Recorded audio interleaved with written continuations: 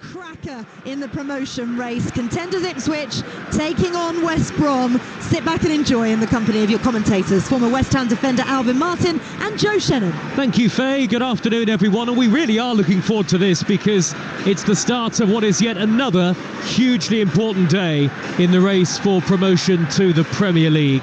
We begin game day with 4th against 5th here in the Championship on Talksport 2. Ipswich battered and bruised after an FA Cup humbling here against Maidstone, followed up last week by defeat at Preston North End. And Kieran McKenna's best hope of a revival might be a Wales international who spent much of his career, in the last year at least, as a forgotten man.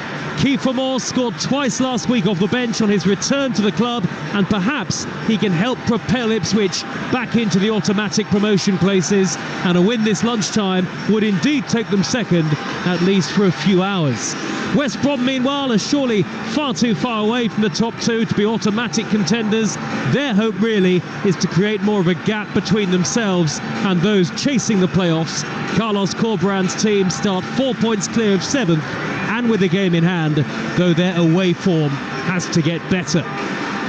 Well, for early February, it's very mild and some bright sunshine as well, and lots of Ipswich fans with the short sleeves on show today, the blue and white shirts. It's a sellout crowd, which is the norm these days at Portman Road, Alvin, but Ipswich have got to be careful they really don't slip off the pace now. Absolutely, Joe. Absolutely. Look, we both got here early because we are consummate professionals, and we were sitting at the back of the commentary position on one of the other levels. You overlook a training pitch that's AstroTurf now. In the old days, used to be grass. But it shows you what a community club this is. It was mobbed with youngsters. Little kids having. I think there was an Ipswich Foundation games where they're hitting balls against the goalkeeper. There's music playing. There are people, mascots walking around, food being served. It starts 2 or 3 hours before the game, and that's what this club's all about. And when you see it full like this, it's a wonderful story. It really is. And I got to say, I knew it was a good team last year, and we've seen them play a few times last year. It surprised me how well they've taken to the next level up in the Championship. Well, they really have made strides, particularly since December of 2021 and the appointment of Kieran McKenna, upon which everything seemed to turn, but they have only won 1 of their last 8 league matches. Kiefer Moore makes his first start for the club today, having scored, as I say, in the defeat last weekend at Preston North End. They were 3-0 down at half-time. Moore pulled it back to 3-2, but he couldn't claim his hat-trick to snatch a point. Nathan Broadhead also comes in. Jeremy Sarmiento, formerly a West Brom loanee earlier this season, and Caden Jackson both dropped to the bench. So it's Hladky in goal, Clark, Wolfenden, Edmondson and Davis, Luongo and Morsey, Burns, Chaplin and Broadhead behind Moore, all 6'5" of him up front. And for West Bromwich Albion, just the one change, the team that won late against Birmingham last Saturday at the Hawthorns. Andy Vyman, the loanee from Bristol City, has made both of his appearances for West Brom so far off the bench, and he scored his first goal for the club in the win over Birmingham City, that 1-0 victory. His full debut today in place of John Swift, who's on the bench. So it's Palmer in goal, Furlong, Bartley, Kipre and Townsend, Yakushlu and Mowat, Wallace, Vyman and Fellows behind Thomas Asante up front. Let me give you the benches as well. Ipswich, Walton, Harness, Al-Hamadi, the new signing from AFC Wimbledon, Jackson, Hutchinson, Sarmiento, Travis, Humphreys and Tuan Sebi. And for West Brom, the subs: Griffiths, DK, Chalobah, Peters, Swift, Johnston, Marshall, Pippa and young Reece Hall. It really is a vibrant atmosphere these days at Portman Road. Here on Talksport 2, we've got full commentary of Tottenham against Brighton to come. We'll keep you up to date with Manchester City against Everton, the 12:30 kickoff in the Premier League. In the 5th round of the Women's FA Cup right now, a 12 o'clock start at Leicester, who lead Birmingham by 2-1. That in the 5th round of the Women's FA Cup. We've got live Super Bowl commentary for you tomorrow night on Talksport. Kansas City Chiefs against the San Francisco 49ers from 10:30 p.m. tomorrow lunchtime here on 2. Exclusive commentary for the Championship of Coventry against Millwall. Well, the atmosphere is really building now. Those Ipswich players know exactly what they have to do to get themselves back into second place, at least temporarily. Only a win will do as far as that's concerned. Southampton currently occupies second spot. They host Huddersfield later. Leeds in third play Rotherham, and Leicester, the league leaders, travel to Watford. How important could the goals of keeper Moore be, Alvin Martin, between now and the end of the season? Oh, vital, you know. But again, it's about the right service to him. Look, if you get the ball now anywhere round the final third, outside the edge of the box, and you're a wide player, left or right, you have got a wonderful target. You haven't got to be absolutely perfect. All you got to do is leave it in an area where you know he will attack it. Keep it away from the goalkeeper, and I expect to see quite a few crosses going in this afternoon, and certainly more to get on his fair end of a few of them. Well, the big games are seemingly endless at Portman Road, and as Ipswich look to halt a slump in form, it's West Brom who are the visitors, and they are very much in the playoff picture. Fourth against fifth in the Championship.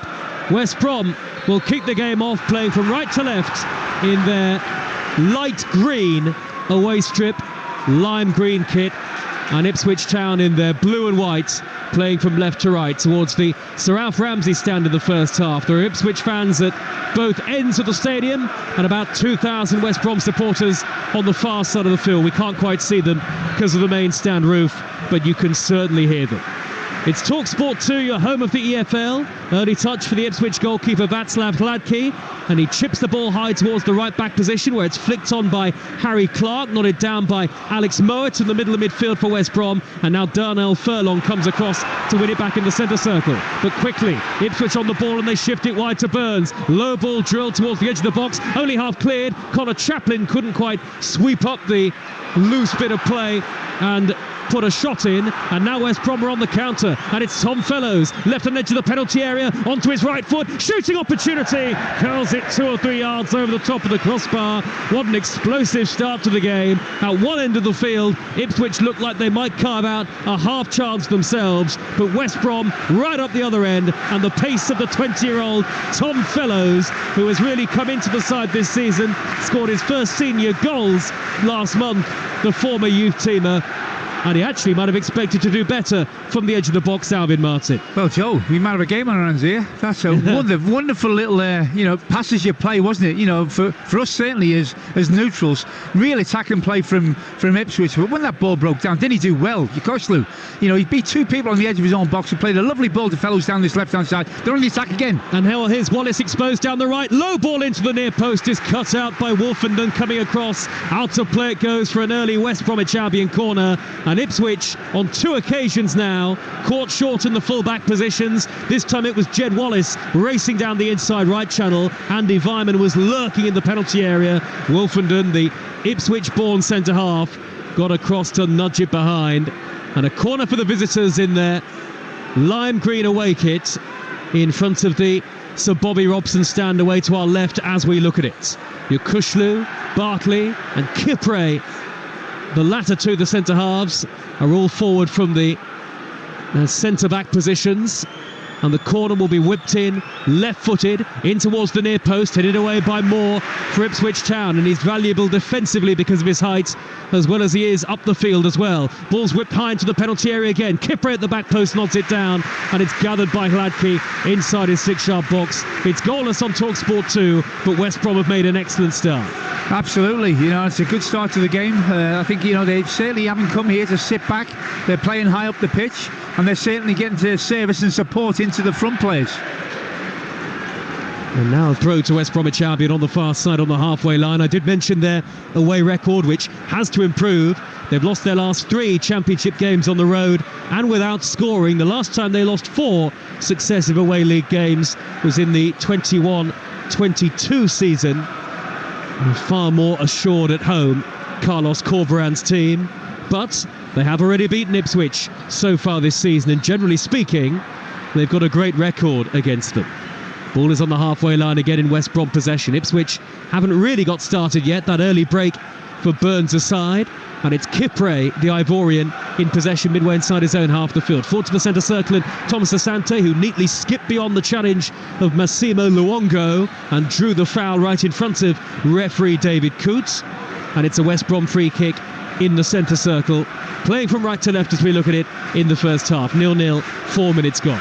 You don't see many people being able to do what Thomas Asante did there, Joe. You know, he's playing up front, he's playing up the middle, but he's just come off the two centre-halves into a congested area where there are other Ipswich players, and he's got himself turned on the ball.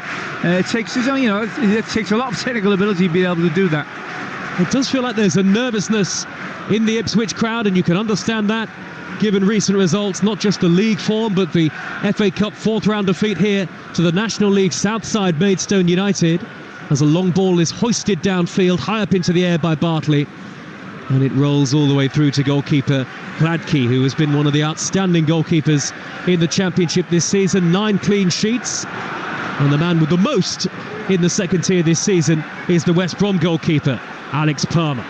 Ipswich on the ball now with Chaplin, midway inside his own half, and Morsey, the skipper, tucks it neatly to the near side, the right, and Harry Clark, the right back, will feed the ball high up the inside right channel. Way too much on that towards Wes Burns. It takes one bounce and flies out of play on what is generally a very good surface here at Portman Road that has really suited Ipswich's expansive style of play. But Alvin, how difficult is it at the moment for Kieran McKenna, who really has seen things go almost completely positively since taking charge? Well, I think what's happened here, Joe, is that obviously West Brom have come. You've got to give credit to the coach, Carlos Corberán. He set his team up to say, OK, we're going to ask a few questions of you.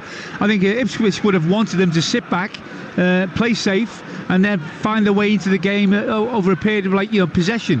But they haven't been allowed to do that. It's West Brom who've taken the initiative from the start. And Thomas Asante has the ball just inside the Ipswich half. A sweeping pass from left to right to the far side, and Furlong attacking the corner of the penalty area. Low ball in, deflects off Weimann, who couldn't take it into his path, couldn't bring it under control, and it's bounced into the gloves of Gladkey this time. It was really fizzed into that near post area by Furlong, and I don't think, despite his obvious frustration, Weimann really could have done much more there. Still 0-0. But Joe, the important thing there, look at the lime green shirts that West Brom are wearing today. There's 5 of them in the box. You know, he's playing up there, Wallace is playing up there, Fellows is playing up there, Weimann's playing up there, Thomas Asante. You know, they're getting people forward into good areas. 2-0 to West Brom. It finished in the reverse fixture in November, and that on a day where Ipswich didn't even register a shot on target. A rare poor day in the Championship this season. Floated forward by Morsey, high up into the penalty area, and Broadhead can't get beyond Furlong, who's very good in the air. Furlong just nudging the Ipswich front man, and that allowed the ball to float forward, and it was gathered by the goalkeeper Palmer, and West Brom can maybe build an attack, starting with their goalkeeper all in black. It's Ipswich Town 0, West Bromwich Albion 0, on your home of the EFL Talksport 2. We have some fantastic fixtures from the EFL to come over the next week or so. Coventry chasing the playoffs against Millwall tomorrow lunchtime.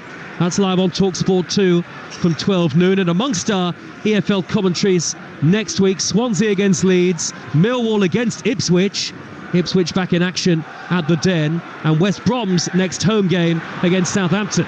West Brom now with Yakushlu, darting over the halfway line at pace, knocks the ball to the right hand side, and Wallace, early low cross, and it just evades Thomas Asante, sliding in inside the 6-yard box. Ipswich caught out again on the far side there left. Far too much time and space for Jed Wallace, and had Thomas Asante got a touch on the slide, he would have made it 1-0. But it's fairly quiet here at Portman Road, and it's fairly quiet, Joe, because they're seeing a West Brom team come here and outplay the home team, and you know, they're certainly down that right hand side, they've looked really strong.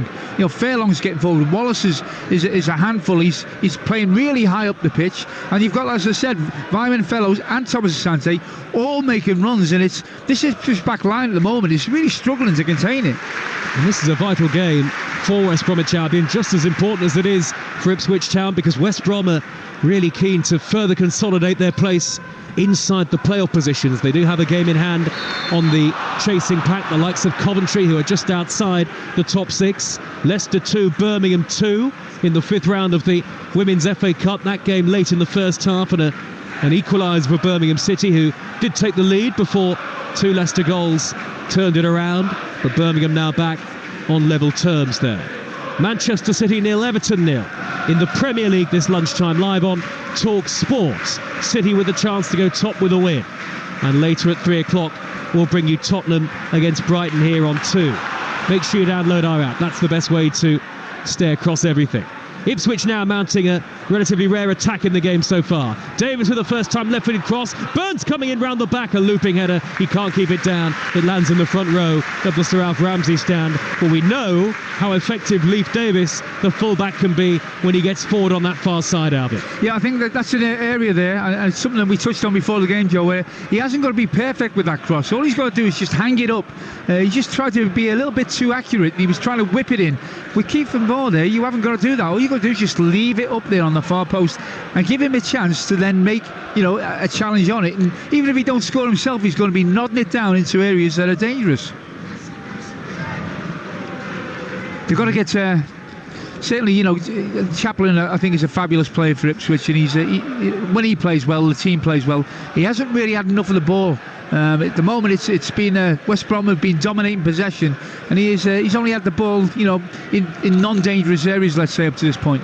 You're right, Alvin, and that's been a case in recent games as well. Amid this Ipswich slump in form, 1 win in 8 in the league. Burns down the near side, the inside right channel. Further wide to the right is Clark. Clark, the fullback, skips infield. Back to Sam Morsey. First time floated cross to the far post. Good header away by Dernal Furlong in the right back position for West Bromwich Albion. Still 0-0, 10 minutes gone. Ball is at the feet of Luongo with the turquoise boots. Square ball to his centre midfield colleague Morsey. Chips it high towards Moore. Header away by Carl Bartley, and that'll be a fascinating, perhaps defining battle in the game. Bartley against Moore. Now it's with Burns again for Ipswich. Infield to Broadhead, little touch to Moore, back to goal, couldn't lay it off to the feet of Chaplin, scooped away by Kipre. Ipswich are suddenly having a much better spell in terms of possession in the game. And here's Wolfenden with a dyed blonde hair on the halfway line. You can just see that they're starting to pick up in terms of their confidence now, Ipswich Town. Moore has managed to try and lay it off towards the far side, the left. Got to remember for Kiefer Moore, Alvin, it's his first league start for any club in more than a year today. Yeah, that's right. Now, the way they play as well, they play a lot of intricate football, don't they, Ipswich, and he's going to be really alert and technically proficient. It's not just the high balls downfield, it's the balls that are going to be threaded into his feet as well, with his back to goal.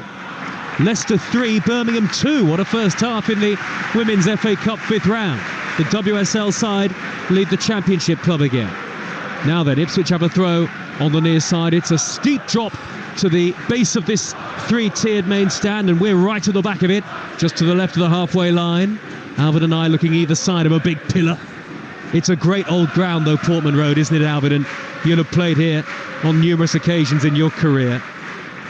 As West Brom look to clear through Connor Townsend in the left-back position, he sliced that clearance out of play. They've seen some great players this stadium, no doubt about that. Not just the players that came here and played here, but the actual home team. I mean, some of them fabulous. Bobby Robson's sides. You come here and there's lots of photographs all over the walls. There's in the walls. People like Paul Mariner, I thought was a fabulous player, and Terry Butcher. And going back to the Dutchman Tyson, Murin. Fabulous history. The glory days for Ipswich of the 60s and 70s and the early 80s when they won the UEFA Cup. Well, the then UEFA Cup, now Europa League. The ball is now midway inside the West Brom half as Ipswich of the Championship win it back again. 4th against 5th at the start of the day. Ipswich want to go back into the top 2. They can do that at least temporarily with a win. Still 0-0, but they're seeing much more territory now in the game. The game is being played very much in the West Brom half in the last 2 or 3 minutes or so. Ipswich now with Morsey, 35 yards out. Little touch forward to Broadhead with the long sleeves. Back it goes now to Luongo. Luongo is midway inside the West Brom half. He steers it wide to the far side, and Davis in front of the away fans. Little nick in the tackle from Darnell Furlong to poke it out of play.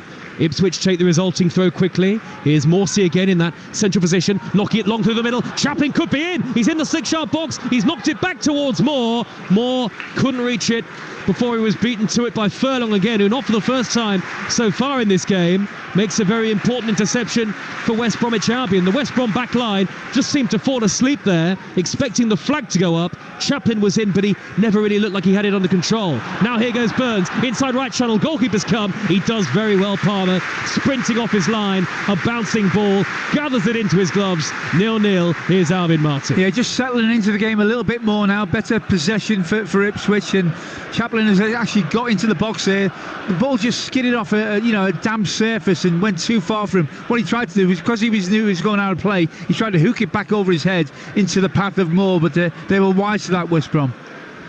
We've spoken about the football that we've got across today and Sunday on the network, Monday night football as well, as West Brom go long up to the edge of the Ipswich penalty area towards Thomas Asante, back from Wallace to Furlong, and now Yakushlu midway inside the Ipswich half. Yes, it's Crystal Palace against Chelsea on Monday night on Talksport, and the start of the Champions League round of 16 ties next week as well, which we'll have comprehensive coverage of for you. Floated ball high up the inside left channel for West Brom from Kipre. Too long on that for Townsend. A good idea though from Kipre. He just tried to pierce the Ipswich right side of defence, and Townsend, who does like to get forward, try as he might to reach it, but he went beyond the dead ball line before he could get there, and Ipswich have a goal kick. Hladky, the goalkeeper, all in pink. It's been played square to him by Edmondson, and Hladky eventually tries a precise clearance up the middle, high towards Moore, but Bartley is winning that aerial battle so far, I think it's fair to say. Yeah, I think Moore should have done better there. That was a decent ball played up to him. He's got to be stronger than that. Now Furlong, midway inside the Ipswich half, far side the right. Wallace on the touchline, and back infield by Mowat to the halfway line, and the tall, rangy Bartley once more. A lot of experience that he brings to the team, and statistically this season, if you look at goals conceded, West Brom are much better with Bartley in the side. It's stroked to the left-hand side to Fellows by Yakushlu. Onto the underlapping run of Townsend. His low cross is blocked by Wolfenden, and West Brom, seeking the game's first goal, have their second corner with 15 minutes gone. Tight game this looks like it's going to be, doesn't it, Joe? Both teams are going for it. Both teams have had good spells. Had a really bright start to the game, West Brom, but over the last sort of 5-7 minutes, Ipswich have started getting better possession, but they aren't sitting back. What I like is that when they break down an attack, West Brom, they push up the field when they get the opportunity, and they flood people forward, as they've done to get this corner. Lots of aerial ability from set plays for West Brom as well. I can see Bartley, Kipre, Yakushlu and Furlong in and around the penalty spot. It'll be Jed Wallace, right-footed, in swinging, in towards the 6-yard box, punched away by the goalkeeper. It's come out to Weimann, who hits it on the volley from a slight angle inside the box, but he knows he should have done better. It went miles over the bar, but Andy Weimann, with those predatory striker's instincts, scored his first goal for West Brom off the bench in the win over Birmingham last weekend, and he's really got to keep that down and hit the target, hasn't he? Yeah, well, I think what they've got, obviously, West Brom is a problem really with Kiefer Moore, because he's standing 6-yard box just beyond the near post, and it's very difficult to miss him out. He's such a huge presence. And now Moore at 6'5" is up at the other end, trying to produce an attack from the right wing position. He looks to escape the attentions of Townsend, and he does so at the expense of a throw to Ipswich, about 10 yards from the corner flag on this near side as we look at it. Ipswich in those familiar blue shirts with the white sleeves, the white shorts and the blue socks, and Portman Road rouses itself again here. Not far off 30,000 in the crowd as ever. Here is Wolfenden, 15 yards into the West Brom half. Back he goes to the halfway line now, and Edmondson, his central defensive colleague. Now it's with Harry Clark. Clark on the near side, the right for Ipswich, infield to Morsey, quickly on to Moore, lovely touch to Broadhead, on the edge of the D, Davis is in space, on to Luongo, wide to Davis again, angle too tight for a shot, Davis dinks in a high cross, Moore at the far post, deflected, comes towards Chaplin, scooped away by Bartley. What a good interception that was, because Chaplin was poised to take a big swing at that left-footed before Bartley's intervention. 0-0. Yeah, Davis on the left-hand side just held it up, didn't he? And he knew that he was going to be there, Kiefer Moore, headed it back into the danger area, and like you say, only inches away from getting on the end of that. Fascinating first 17 and a half minutes, very even. And now West Brom are on the counter. Fellows looking to burst beyond Wolfenden. Wolfenden's got to be careful here. Fellows is away from him. It's a brilliant run and finish. What a goal from Tom Fellows. He did it all by himself. raced into the penalty area. Wolfenden trailing in his wake. Fellows then steered infield on the edge of the 6-yard box and just rolled it beyond Hladky into the near corner. Ipswich Town are behind again, but that's a magnificent solo goal from a young man who's really burst onto the scene at West Brom. Tom Fellows the scorer. Ipswich 0, West Bromwich Albion 1. Well, pure desire. You know, it's not just ability this, you've got to want it more than the other defender. In this case, it was Wolfenden. You know, he had a long way to go there, Fellows. He's got, 40 yards to go. He's running, he's pushing, he's shoving. They're trying to physical each other out of it. He stays on his feet. He gets to the other side of Wolfenden. Then can he finish? He cuts in, and he's got a very small gap to aim for at the near post. He hits it so well with his right foot. It's a great individual goal. Tom Fellows, he's one of our own. Chant the West Bromwich Albion supporters. He's come through the youth team and has, as I say, come into the side particularly in recent weeks. He's started 5 of the last 7 now if you include today, and he's found his first career goals over the last month or so as well, and that has to be the best of them, as Bartley knocks the ball behind for an Ipswich corner straight away after the restart as we go into the 20th minute, and once again yet more questions being asked of Ipswich. They're 1-0 down. Well, this is a reoccurring theme over the last 3 weeks, isn't it? You know, they're conceding the first goal, Ipswich. You know, they conceded 2 early on last week in the league game at Preston, and they've proved up to this point that they haven't been able to come back from it. They're going to have to turn that today. And Davis will take the corner from the near side, whips it in left-footed, poor clearance, steered away by the first man, Wallace, on the volley left-footed. Well, they have won the most points from losing positions in the Championship this season, Ipswich, 21 in total, but many of those, or almost all of them, came before this disappointing run that they've been on of late, albeit in their last victory here against Sunderland they did come from behind to win. But it's West Brom who are in front, and the excellent Fellows wins it back just inside his own half of the field. I wonder for the goal, Alvin, where as a former centre-half yourself, you watch Wolfenden, and to me, he looks scared of making a tackle in case he gave away a penalty. Well, I think the battle was there to be won outside the box before he gets into the box. Once a forward gets into the box, you know, then you've got a double problem. But I felt really he should have been certainly in a position where he could have even given a foul away, and you call it a professional foul, but he could have actually made the tackle, made the challenge. But you've got to also give credit to the forward there, Fellows. He looked like he was going to go to ground on 2 separate occasions over a 20-yard run, but as soon as he got into the box, stayed on his feet, and he got across the defender knew he was in trouble. Then he finished. Ipswich 0, West Brom 1 in the EFL Championship on Talksport 2 with McDonald's. Order McDelivery on the McDonald's app and get tasty reward points. 18 plus. Terms and conditions apply. Manchester City 0, Everton 0, the latest score in the Premier League. Manchester City will go top with victory today. At 2:30, Adrian Durham and the team will bring you Game Day Live, all the goals as they go in from around the grounds. At the same time here on 2, we've got Tottenham against Brighton and Hove Albion, which is a 3 o'clock kickoff. Half-time in the Women's FA Cup, Leicester 3, Birmingham 2. That's in the 5th round. West Brom have the lead and they have possession. Furlong in the right-back spot, steered forward by Wallace. Lovely ball over the halfway line to Thomas Asante, and a great flick into the path of Fellows, who darts beyond Morsey, rolls the ball towards the edge of the penalty area, when intercepted by Luongo, who then was caught by Thomas Asante's lunge. Ipswich get the advantage from the referee. Quite sensible that from David Coote. And now Broadhead over the halfway line, wanting to surge forward but had to check his run. And now it's back with Luongo again on the halfway line. Ipswich looked potentially like they were going to be caught out again. Yep. They look a little open. They look, they're all-out attack at times at Ipswich, but there are times when the ball's turned over, they look really delicate. Broadhead surging into the box. The angle is against him. He's on the left-hand edge of the penalty area now and being forced further wide all the time. Has to knock it back to Davis. Davis 10 yards from the corner flag. Backwards 10 yards to Luongo. Moore is in the middle awaiting the cross, but West Brom have got plenty of those light green shirts back behind the ball. And this latest attack for Ipswich looks like coming to nothing. Midway through the first half, and it's 1-0 to West Brom. Here is Morsey, middle of the West Brom half, threading it through the middle towards the run of Moore. I think he got a glancing blow on it and wasn't able to find Broadhead in the same instance. And it's Thomas Asante tracking back with great tenacity for West Brom. Steered forward long up into the air by Furlong.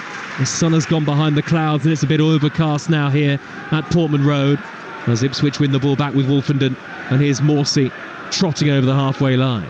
Ipswich will have to show a little more of that incisive quality in the final third that we've seen for much of the season. It has been a relatively recent blip.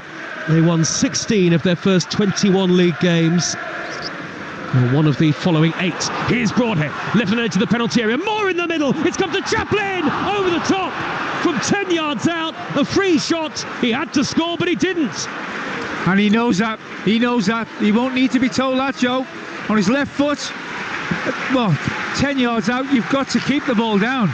I don't know what he's doing, is he going for the top corner? If he was, he got it wrong, but that certainly is the best chance by a mile that Ipswich have had in it. If you score that at a critical time, then the game can go anywhere. But it's another example of, they've got a goal down, they've got to be more clinical and getting back into this game. Connor Chaplin, 1 goal away from his 50th for Ipswich Town, and that really should have been number 50. Weird, wasn't it? We were watching the warm-up, Joe, both of us, when they were doing shooting there. You're right. The 3 forwards, Chaplin was banging them in for fun. You said, does that mean anything? I said, it only means anything when it drops you in a game and you do it. Unfortunately, everyone he put in practice, he hasn't been able to do it on the occasion that really matters there. It's a completely different context, isn't it, Alvin? When you got centre-halves trying to lunge at you and the goalkeeper in the way. But even that, he's a good enough player. He's the one player in this Ipswich side you would have wanted that fallen to, Joe. And he couldn't turn it in. And so 1-0 to West Bromwich Albion it remains. But that will encourage Kieran McKenna. And West Brom, I think tactically have got it spot on so far from Corberán. High ball pumped forward by Palmer, and most certainly Thomas Asante was being tugged back there by Edmondson. He went to ground, but the flag was up anyway. Joe, the personal battles are always a signal to win any game, and I think that both fullbacks for Ipswich, Clark on the right and Davis on the left, they want to get forward, they want to attack, but you know what, the 2 wide players that they're up against, Wallace on the right and Fellows, who's got the goal on this left hand side, they're not letting them have it all their own way. They're taking them back into areas they don't want to go. And the Fellows goal in part, Alvin, came because Clark, as the ball goes out of play for a West Brom goal kick, still 1-0 to West Brom here. The goal came about in part because Clark was miles out of position. Yeah, and I think he wanted too much time on the ball. They give the ball away. And look, Joe, credit to this West Brom team and to the coach, because when they have dispossessed Ipswich, they haven't thought, OK, that's it, we're just going to keep the ball. They're straight away looking at hurting Ipswich. And even now, they're 1-0 up, they're looking to get the second goal. And I think that's definitely the way to go. Furlong has not managed to keep the ball in play, right in the front of the lower tier of the cobbled stand, and that's where the West Brom fans are, and usually on one side of the stadium. And they'll have some defending to do here, the visiting team, with Moore in possession for Ipswich. He's right by the corner flag, and he's been man-marked by Bartley every step of the way, and Bartley gets the better of him again there. Moore couldn't keep the ball from going out of play for a goal kick, and Alex Palmer, the West Bromwich Albion goalkeeper I mentioned earlier, the most clean sheets in the league, 13 for the season. That's the second most in all 4 divisions. He's not had to get those gloves dirty at all so far. No, I think, again, looking at Kiefer, I think you alluded to it early on. Maybe there's a little bit of rustiness. He hasn't had a lot of game time. That sharpness, the speed of thought that you get from playing regular football maybe isn't there for him. I guess it's one thing coming off the bench, as he did at Preston North End last weekend, but it's another thing entirely playing in matches from the start. And he hasn't had a lot of football from the start at all in the last year or so. Here's Wolfenden for Ipswich, 1-0 down. Live on Talksport 2. To his right is Clark. 27 minutes into the game.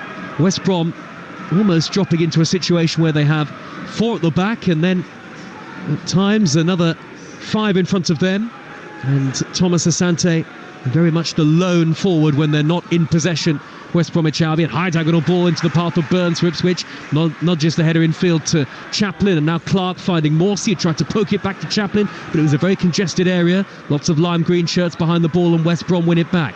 Mowat shepherds it back to the goalkeeper, who's under pressure, but Palmer keeps his cool on the ball, and a clever little lob pass out towards the left back position. Townsend has won a throw in front of Burns, and everything that West Brom do in the game is being done with great diligence, great care, on and off the ball in particular, and that is part of the reason why they lead. And great skill as well. I think they're imposing themselves on Ipswich, and in the tight areas, they're certainly technically proficient. It looks like a coach side. They certainly are playing the best, a brand of football, a level of football, better than what I expected.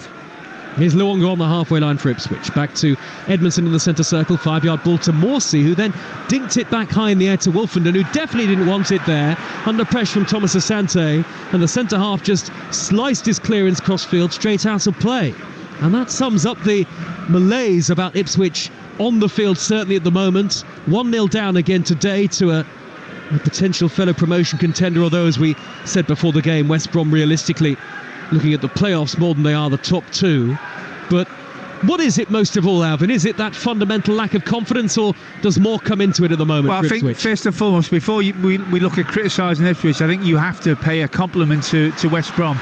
They've come in and done ever so well. Just well held up by Moore on the edge of the box, but Burns even there, they're trying to play out. Keeper's got the ball. He doesn't want to just bang it down there. He's looking for a better pass. Look, they've got something from it. Oh, what a flick by Wallace into the path of Fellows. He's racing through the middle, surrounded by blue and white shirts. He's brought down, and I think Morsey is the man who's been booked. Yep, the referee's pointing towards the Ipswich skipper.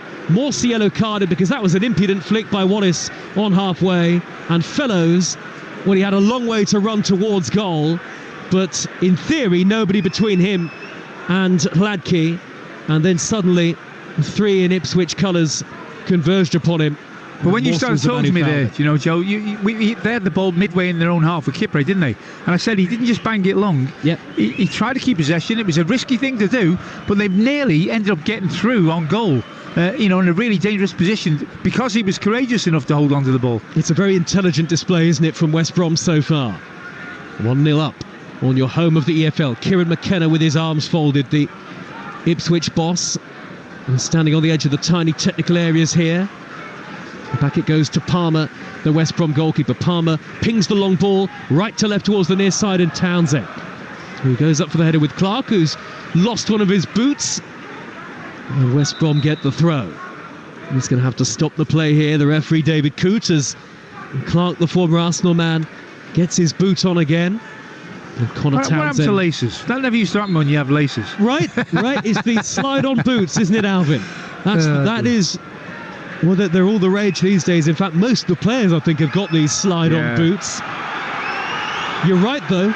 They wouldn't have come off had he just tied his laces. Alvin Martin forming the defender with me. Lovely flick by Vyman into the path of Murch. He went down under the challenge of Chaplin. No free kick given by the referee. Ipswich fans getting increasingly frustrated here as they play the ball out from the back. There's the roar of the home fans. Crossfield, Clark to Davis. Davis darts over the halfway line. He's looking for options, but there aren't many of them.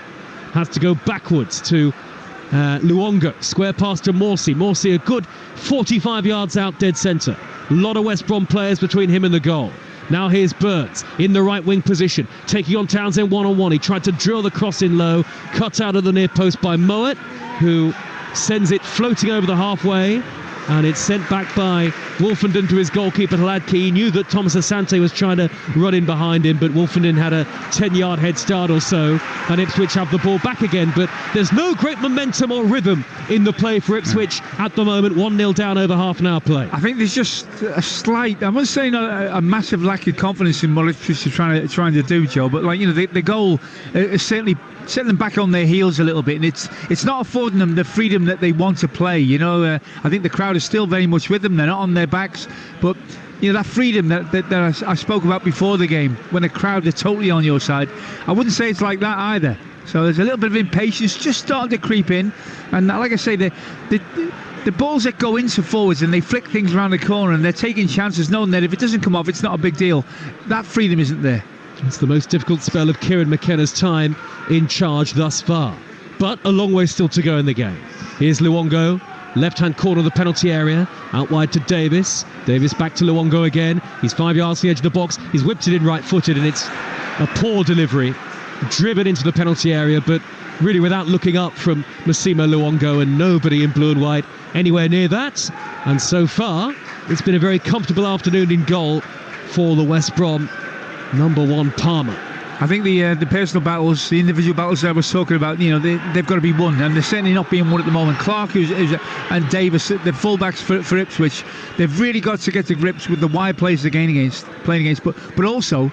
All given away by the goalkeeper Palmer. Burns was almost in. Tackled at the last by Townsend coming across. Now Morsey, 25 yards out, a low shot that's gathered by Palmer, and he raises one arm up into the air in apology to his defenders, and actually he gets a couple of apologies back as well, because he didn't have loads of options to work with there. Palmer playing the ball out from the goal kick, he gave it straight to Burns. Fortunately for him, Burns couldn't really get under control. It's that situation we see all the time now. This is Championship. We see it in the Premier League all the time, where they have a goal kick and everybody splits. And the goalkeeper is going to pass it inside his own penalty area.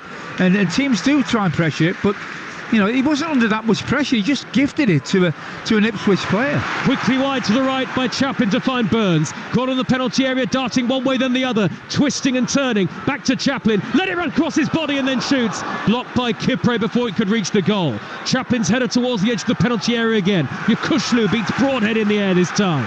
Ipswich have won it back, seeking an equaliser on Talksport 2. 11 minutes of the first half remaining.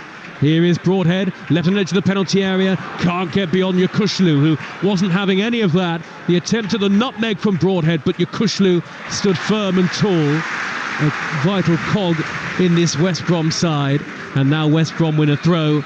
Good work by Furlong in the right back position to just nullify the momentum for Ipswich again. Well, 1-0 up West Brom, and you've got to give credit to them. I think they're probably deservedly 1-0 up. But it's only going to take one goal from Ipswich to really raise the roof here, isn't it? The crowd is still on side. They're a bit unhappy at the moment with they're too long being taken over a throw on that right-hand side from Furlong. So he's going to have to be careful. But look, I think if they were to get a goal here, Ipswich, it would really lift the place. It would be a completely different game from the one that we're looking at the moment. Well, there's also a danger in time wasting from a West Brom perspective. I'm not saying it's definitive time wasting, but Furlong has taken a good half a minute to take that throw, unless there's some sort of other explanation.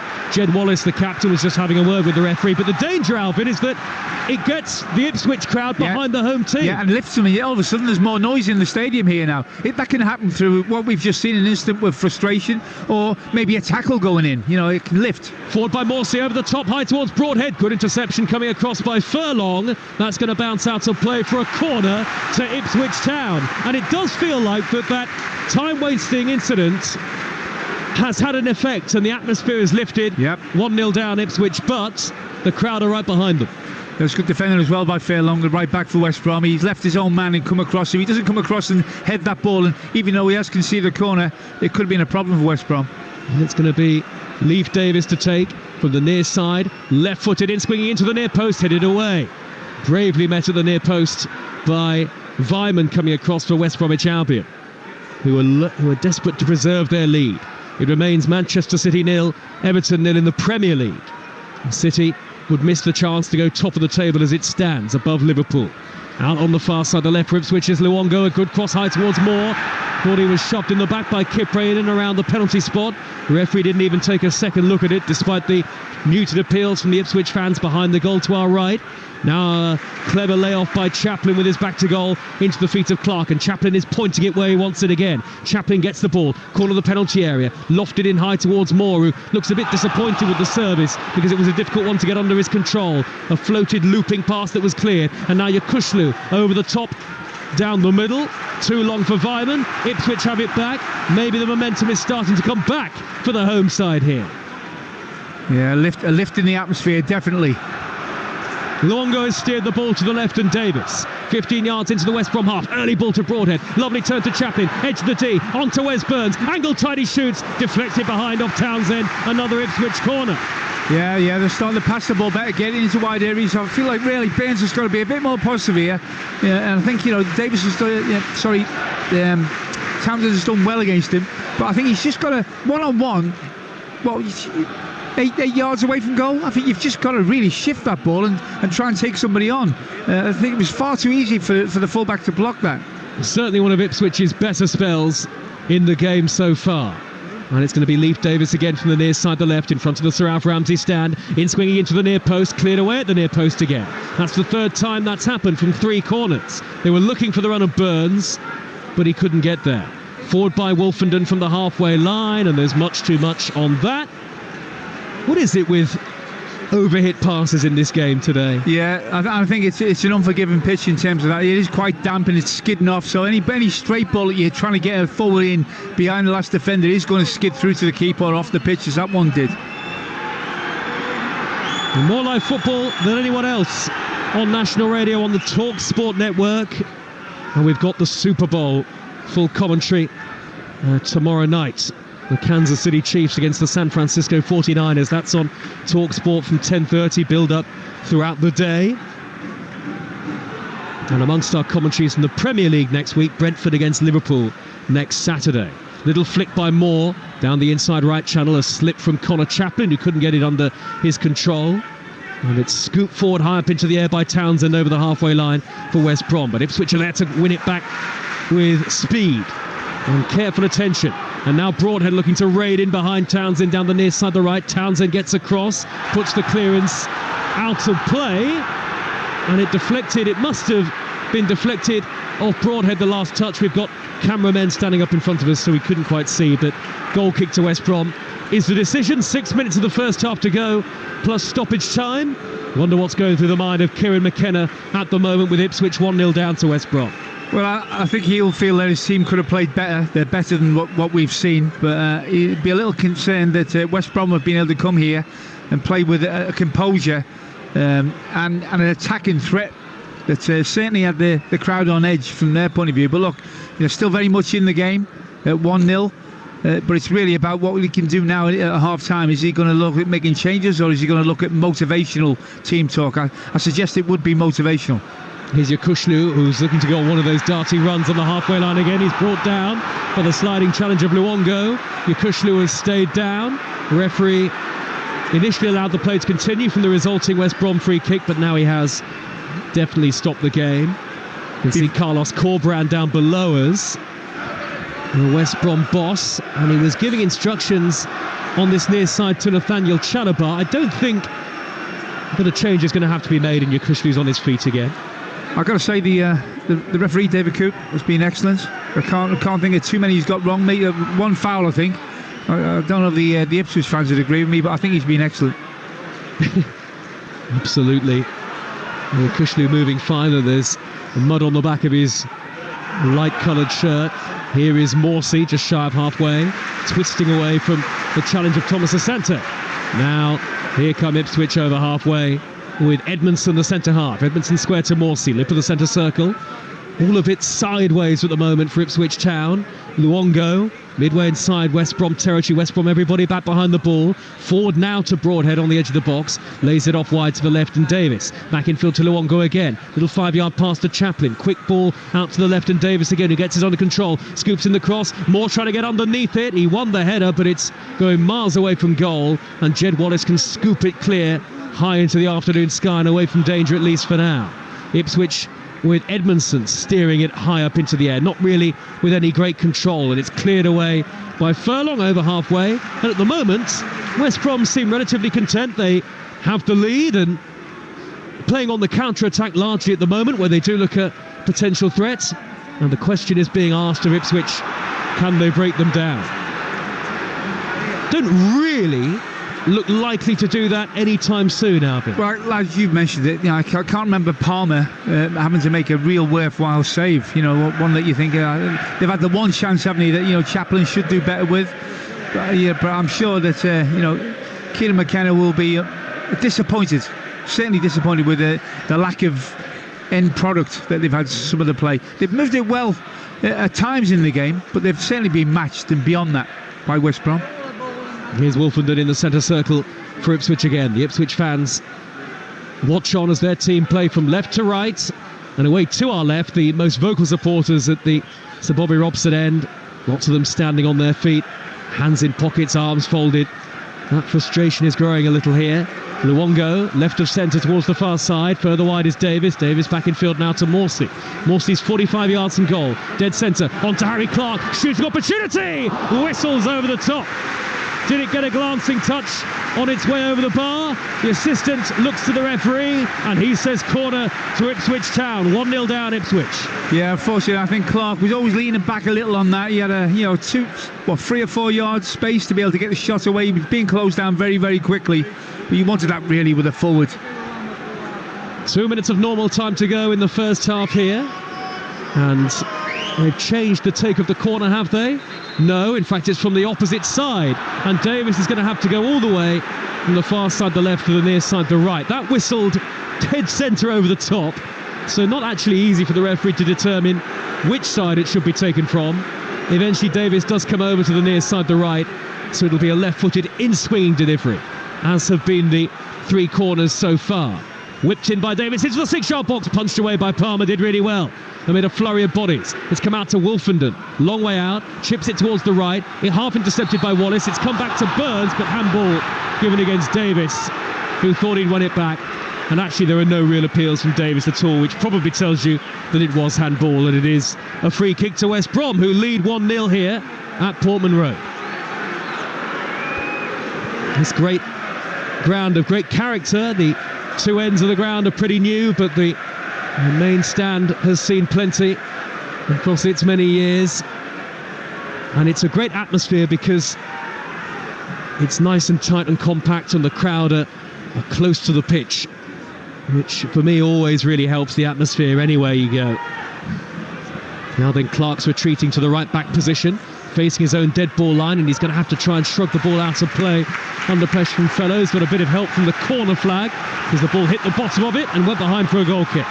Last 30 seconds of normal time in the first half. Ipswich with Davis raiding over halfway, checks his run under pressure from Wallace, and Davis holds it up neatly, waiting for the run of Luongo, left on edge of the penalty area. He's in behind, he's crossed in low, headed away by Townsend. It'll drop down to Burns, who gets it under control, only half under control. Mowat there to whip it off his toes. Now the goal scorer, Fellows, wins a throw. Playing beyond his 20 years, it feels. Yeah, well, I just watched him, he had a tussle with Clark on the corner flag with Ipswich's goaler. And there was a break on.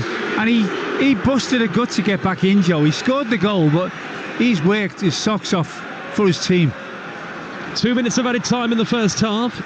So Southampton against Huddersfield later, Leeds against Rotherham. Here's Fellows again, inside left channel, once more one-on-one with Wolfenden. He's held it up, now he's turned back in field towards the penalty area. Couple of step overs, steers it square, and Vyman couldn't get it under control, and Ipswich get it away with Broadhead. 30 seconds through the 2 added in the first half, and Broadhead's run into trouble. He's won into Mowat. Sliding it is Luongo though to win it back. Fiercely in front of Thomas Asante, and then the ball bounced up in front of Davis just as he looked poised to control it in the left wing position, and he couldn't get it under his command. Has there been enough for Kieran McKenna though, Alvin Martin, to give Ipswich fans some encouragement? Well, look, I think they'll stick with their team because how wonderful the record has been, and they know that they will keep going. But there's just a slight degree of a lack of being yellow card for Furlong, time wasted. That's the fans. The fans were because like we say, Alvin, they're right behind them, and there were fans in their number getting to their feet to scream at Furlong. The referee's looking right at it. Yellow card. 1,000 referees in that corner. So Furlong gets a booking for time wasting. West Brom 1-0 up, 30 seconds of injury time in the first half to go. The header cushioned into the path of Burns by Morsey, and now Clark looking to raid down the near side the right, blocked off by Mowat, who's been excellent in the first half, the defensive midfield player. Last chance of the first half here for Ipswich, 20 seconds to go. All credit West Brom for the way that they played. Forward by Edmondson, heart the middle towards Chaplin, who stretched a leg but couldn't bring it down. Through to Palmer, that's probably going to be that. That was so close to being the perfect cutting ball. A great run by Chaplin. It was just that maybe he's a bit too short and his legs are too short to be able to get on the end of it. But if he gets that under control with his toe, he's through one-on-one. But that's the sort of risky ball that they should be playing more, certainly going into the second half. Thundered forward by Palmer, the goalkeeper on the volley. We've certainly had well over the 2 minutes added time in the first half now. And still we don't get the whistle. West Brom 1-0 up, and they're on the attack here. Furlong forward inside right channel towards Wallace. The pass overhit behind for a goal kick. And the West Brom players are furious at the referee, who eventually does blow for half-time. Boos around Portman Road, I think probably most of them for the officials and for the West Brom players. And Ipswich poised to lose ground on the top two again, having won only one of their last 8 in the Championship. Coming into the game this lunchtime, they are behind to playoff chasing West Bromwich Albion, who themselves are really hoping to consolidate their spot in the top 6 ahead of the rest of the afternoon's fixtures. There was a West Brom player actually who went down with a potential injury right on half-time. It looks like Bartley, so that's something they've got to make sure that they think about at the break, Carlos Corbrand's side. But it's a wonderful goal that separates the two teams. Tom Fellows with a stunning solo run and a very clever finish inside Hladkey's near post after 18 minutes. That's the goal that separates the two. Connor Chaplin with Ipswich's best chance at the break on Talksport 2. Ipswich 0, West Brom 1. Thank you very much, Joe. Alvin, that was one of those games that just kind of went end to end at times, but I think Kieran McKenna's going to be quite disappointed with the first 45 minutes from his side. Absolutely, Kay. I think, on the other hand, I think, the West Brom manager, Carlos Corbrand, will be absolutely delighted with his players. They got a very good individual goal, but it wasn't just that. They didn't sit back and try and defend it. They were a constant threat on the break against Ipswich. And Ipswich, I've seen Ipswich play over the last 18 months here, and they play some great football, fast, inventive, risky football. It's just not up to the standard that I know that they can play, and I'm sure that Kieran McKenna knows they can play. There's a lack of risk taking, and I think all possession has to have a risk involved when you get round the final third. Maybe it's a fact, Kate, that Kiefer Moore is in the team. He's not used to this intricate playing around the edge of the box. Maybe they're thinking, did we get the ball up to him a little bit earlier, and they're falling in between two stalls? I don't know, but certainly one thing is for sure: West Brom certainly deserved the 1-0 lead. Yeah, and they did take risks, and that's how the goal came about in the first place. That long ball over the top, and the strength actually of Tom Fellows to hold off Luke Wolfenden, get in front of him, then cut inside and get his shot away, which is a lovely finish in the first place, is exactly the kind of bravery that we need to see from Ipswich. Absolutely, spot on. And you talk about Fellows, there's nothing of him. There's nothing, he's a skinny little run. But I tell you what, it was pure desire, Faye, that he stayed on his feet. He wasn't prepared to go down, and once he'd used his tenacity more than strength, I think it was, to keep the defender at bay, Wolfenden. The finish on the end of it was great. But look, I think all of their forwards, Fellows on the left, Wallace on the right, Thomas Asante has been brilliant up the middle, and Byman has always been inventive and looking at getting into good spaces. Their 4 forwards, I think, have been like 8 out of 10 in terms of their performance. Whereas I've got to say, Ipswich's forward players, haven't really been able to get into the game. What would you do if you were manager? What should Kieran McKenna do in the second half? Well, I think he's got to try and improve the confidence with which they play.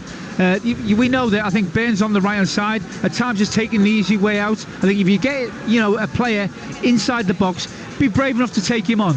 If you've got a defender inside his own penalty area, it's a really uncomfortable position to be. But I think they've let their fullbacks off too often.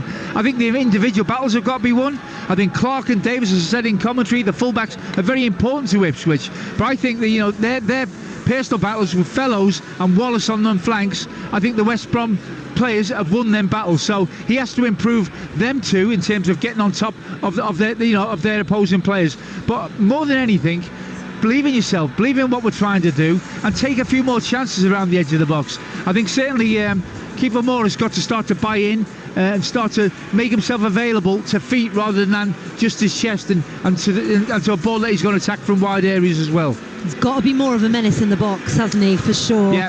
But as you say, different styles of play. They're just adapting to each other at the moment. But fascinating first half of football. Second half coming shortly. This is EFL Game Day Live on Talksport 2. A reminder, it's Ipswich 0, West Brom 1. We'll be back to Portman Road very shortly. But next, we're going to speak about our exclusive 3 p.m. kickoff, which is between Spurs and Brighton here at the Tottenham Hotspur Stadium. Talksport 2, official broadcast partner of the English Football League. EFL Live on Talksport 2 with McDonald's. Fancy some extra fries for extra time? Order McDelivery now on the McDonald's app and get tasty reward points delivered too. 18 plus. Rewards account required. Participating restaurants. Subject to availability. Delivery fees and terms apply. This Valentine's at Morrison's. Get 25% off when you buy 6 or more bottles of wine, including Prosecco. Choose from over 300 bottles. More reasons to shop at Morrison's. Majority of stores and online. Exclude Scotland. Subject to availability. Selected bottles. T's and C's and exclusions apply. Max 36 bottles in store. See in store and online for details. Offer ends 14th of Feb. Please drink responsibly. The £11 million lotto jackpot must be won tonight, or thousands of you will win a share of the prize. But who will it be? Maybe someone bowling, like Dave, who mistyped his name as Bave. Oh well, get in the draw, Bave. Lotto, will you be next? Play on app. The National Lottery. Estimated jackpot. Account terms, rules and procedures apply. Players must be 18 or over. Why do I race for life? For my biggest cheerleader, the best strawberry pancake maker, my fave hair braider and matching PJ buddy. The most forgetful person I know, but the one who makes me feel so happy and calm. She ran with me in her tummy, with me in the pushchair, and now with me by her side. My mum's name is Crystal, and I'm racing for her. No matter how cancer affects us, life is worth racing for. Sign up to your local event at raceforlife.org in partnership with headline sponsor Standard Life.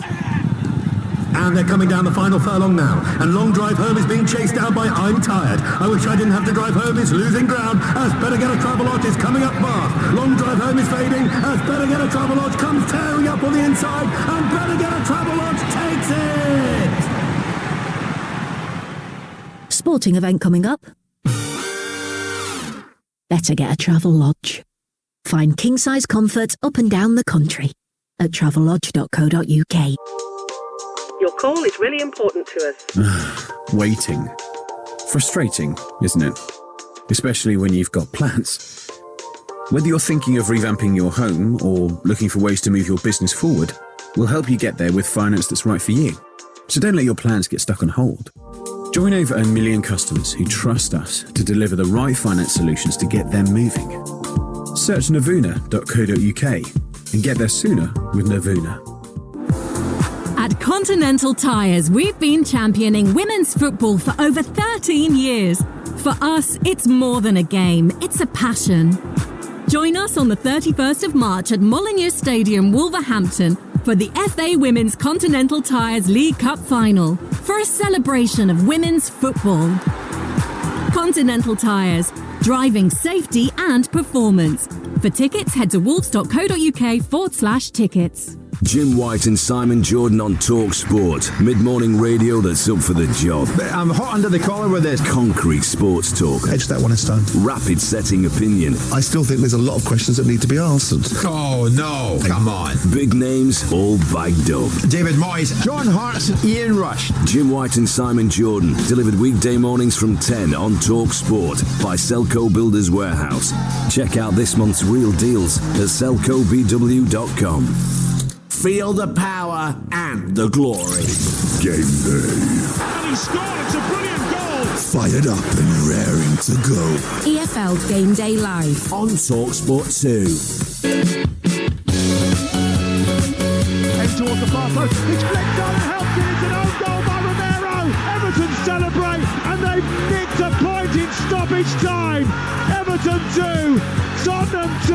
Yeah, when it happens so late, obviously you feel it even more. Just got to take that on the chin. Here's Pedro finding Welbeck. Little back heel for Pedro. Magnificent goal from Brighton of Albion. Pedro, the toast of the Sussex Downs. A statement result for Roberto De Zerbi as high-flying Tottenham are grounded on the Sussex coast. I consider Tottenham one of the best team in terms of quality of play. It will be one of the tougher game in this season. Estupinan on the edge of the area. Oh my word! What a goal! This is the Premier League and nothing is over until it's over. Certainly isn't. This is Game Day Live. Crack cracking doubleheader for you here on Talksport 2. We'll be back to Portman Road very shortly for second half EFL action with the score at half-time. Ipswich 0, West Brom 1. I'm Faye Carruthers, Ian Danter and Perry Groves are with me at the Tottenham Hotspur Stadium, looking ahead to this afternoon's Premier League match between Spurs and Brighton. That kicks off at 3 o'clock, and we are the only place you're going to be able to hear commentary of this game. Just to let you know as well, over on Talksport right now, half-time at the Etihad with the score Manchester City 0, Everton 0. Now, I've got a little bit of breaking news for you all as well in terms of Brighton head coach Roberto De Zerbi. We weren't sure whether or not he was going to be here in North London today. He hasn't travelled on doctor's orders. He had invasive dental surgery a few days ago, so his assistant Andrea Maldera filled in on media duties yesterday and will be on the touchline today as well. He would have been anyway, to be fair, because De Zerbi was banned after picking up a yellow card inside the first 2 minutes of the game against Crystal Palace last weekend. But actually, you know, he's such a presence on the touchline, Dance, isn't he? It's actually going to be a really big miss. Yes, he has already said this week, you know, it doesn't make any difference that I'm not there. The players know what's expected of them. But Perry and I were talking about this downstairs, and Perry was invoking these sort of the school headmaster's not around sort of thing. Yeah, absolutely. I just think it's very, very strange that De Zerbi has chosen. I know he's had invasive, you say, dental surgery, but if he wasn't suspended, he wouldn't have had it, would he? So, and well, it might have been emergency. We don't know the finer details, but I get what you mean. Maybe he thought this is a good time to have it because I'm not allowed to be in the dugout anyway. Yeah, but that's quite a quick turnaround for him to decide that inside a week. Exactly, and the culture isn't the same. As Dan said, my analogy was like the headmaster. If you're going on a school trip and the headmaster's on your team and you're on your coach, then you behave yourselves and you watch what you do. You know what I mean? You don't want to get turned off. Depends what school you went to. Well, you see my headmaster. He went to the school that Perry went to. Wrong. Exactly, yeah. He had the cane when he just sat at the front of the coach, just like, ready. you put 1 foot wrong and I'm coming for you. You'd be pushing the coach because it kept breaking down. Well, it's Trinians. But it will be different. The atmosphere will be different because it isn't the same. And you mentioned about De Zerbi on the touchline. His presence, we saw him last week where he's like a jack in the box, isn't he? He's like driving his team forward. He's very animated. He's very emotional. He's almost on the pitch. Exactly, himself, yeah. And which is why he got his yellow card. Yeah, and if you get a rollicking from one of the coaches, it's not the same as getting it from De Zerbi. And even not travelling, not being in the hotel last night, not travelling with the team today, it's a different atmosphere completely. And we were saying about like the senior players, obviously like Pascal Gross and Danny Welbeck and Adam Lallana and Lewis Dunk. They're like the prefects, so you'd hope that, you know, they'll keep control of the situation, but it isn't the same. So I'm just quite surprised that he's chosen to do it at this time, because let's be fair about it, like all managers, he's a control freak. Yeah.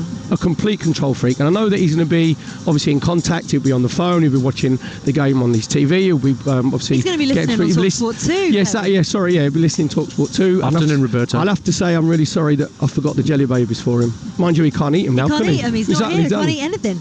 Well, can't eat them with his new teeth either. No. They've got to settle in, haven't they? It's going to be really fascinating, actually, because obviously these two sides played out a 4-2. It was a 4-2 win for Brighton at the Amex back in December. A fascinating match for various reasons. Goals, it had everything, didn't it, that game? But João Pedro is out for Brighton with a hamstring problem. But we could see Karu Mitoma come back after his exploits with Japan at the Asia Cup. And we're going to see Heung-min Son in some point, whether or not he's too tired to actually. He did train with the team the other day after they were knocked out to Jordan, and Yves Bissouma is back as well for Spurs. So actually I'm very excited about what we're going to see in front of us today, and I feel like there's going to be goals.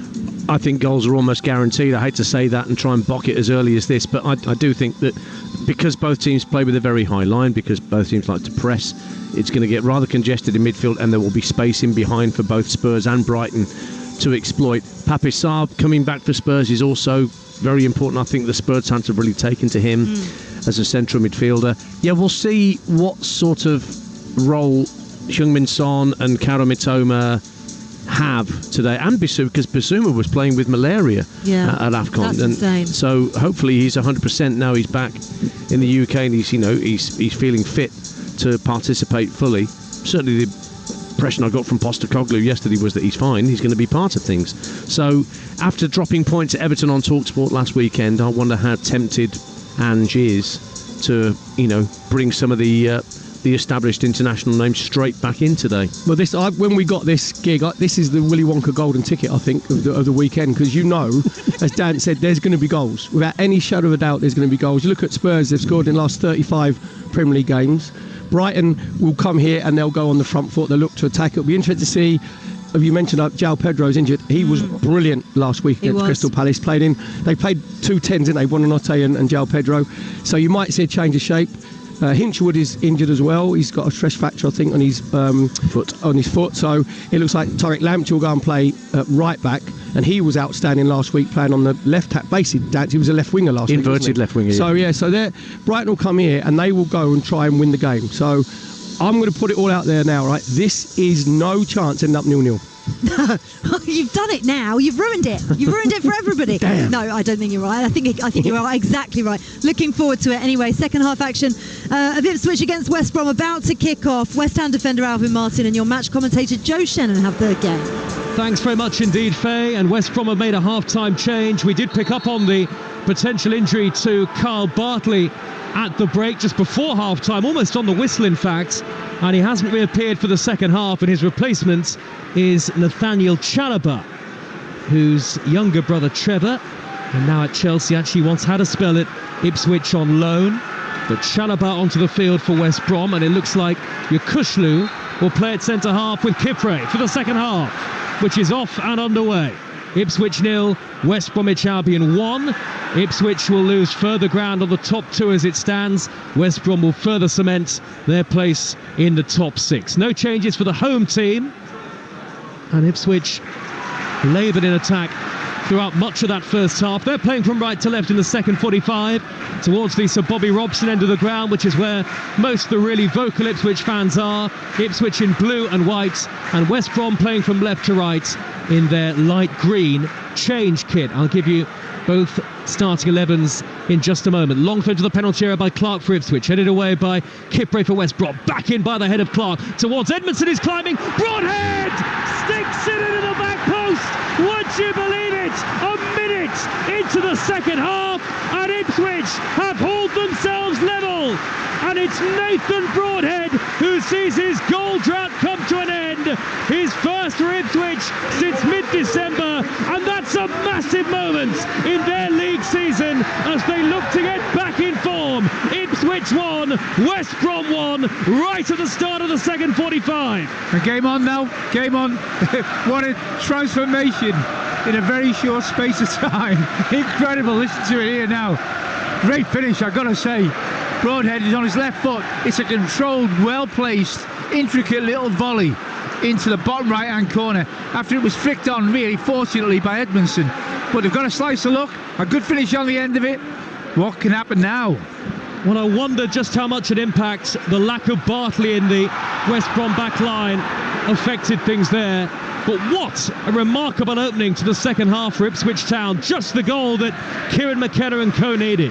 And it's 1-1 on Talksport 2. Ipswich with Hladky in goal. Clark, Wolfenden, Edmondson and Davis, Luongo and Morsey, Burns, Chaplin and Broadhead now the goal scorer of the equaliser behind Moore up front. I'll give you the West Brom team as well.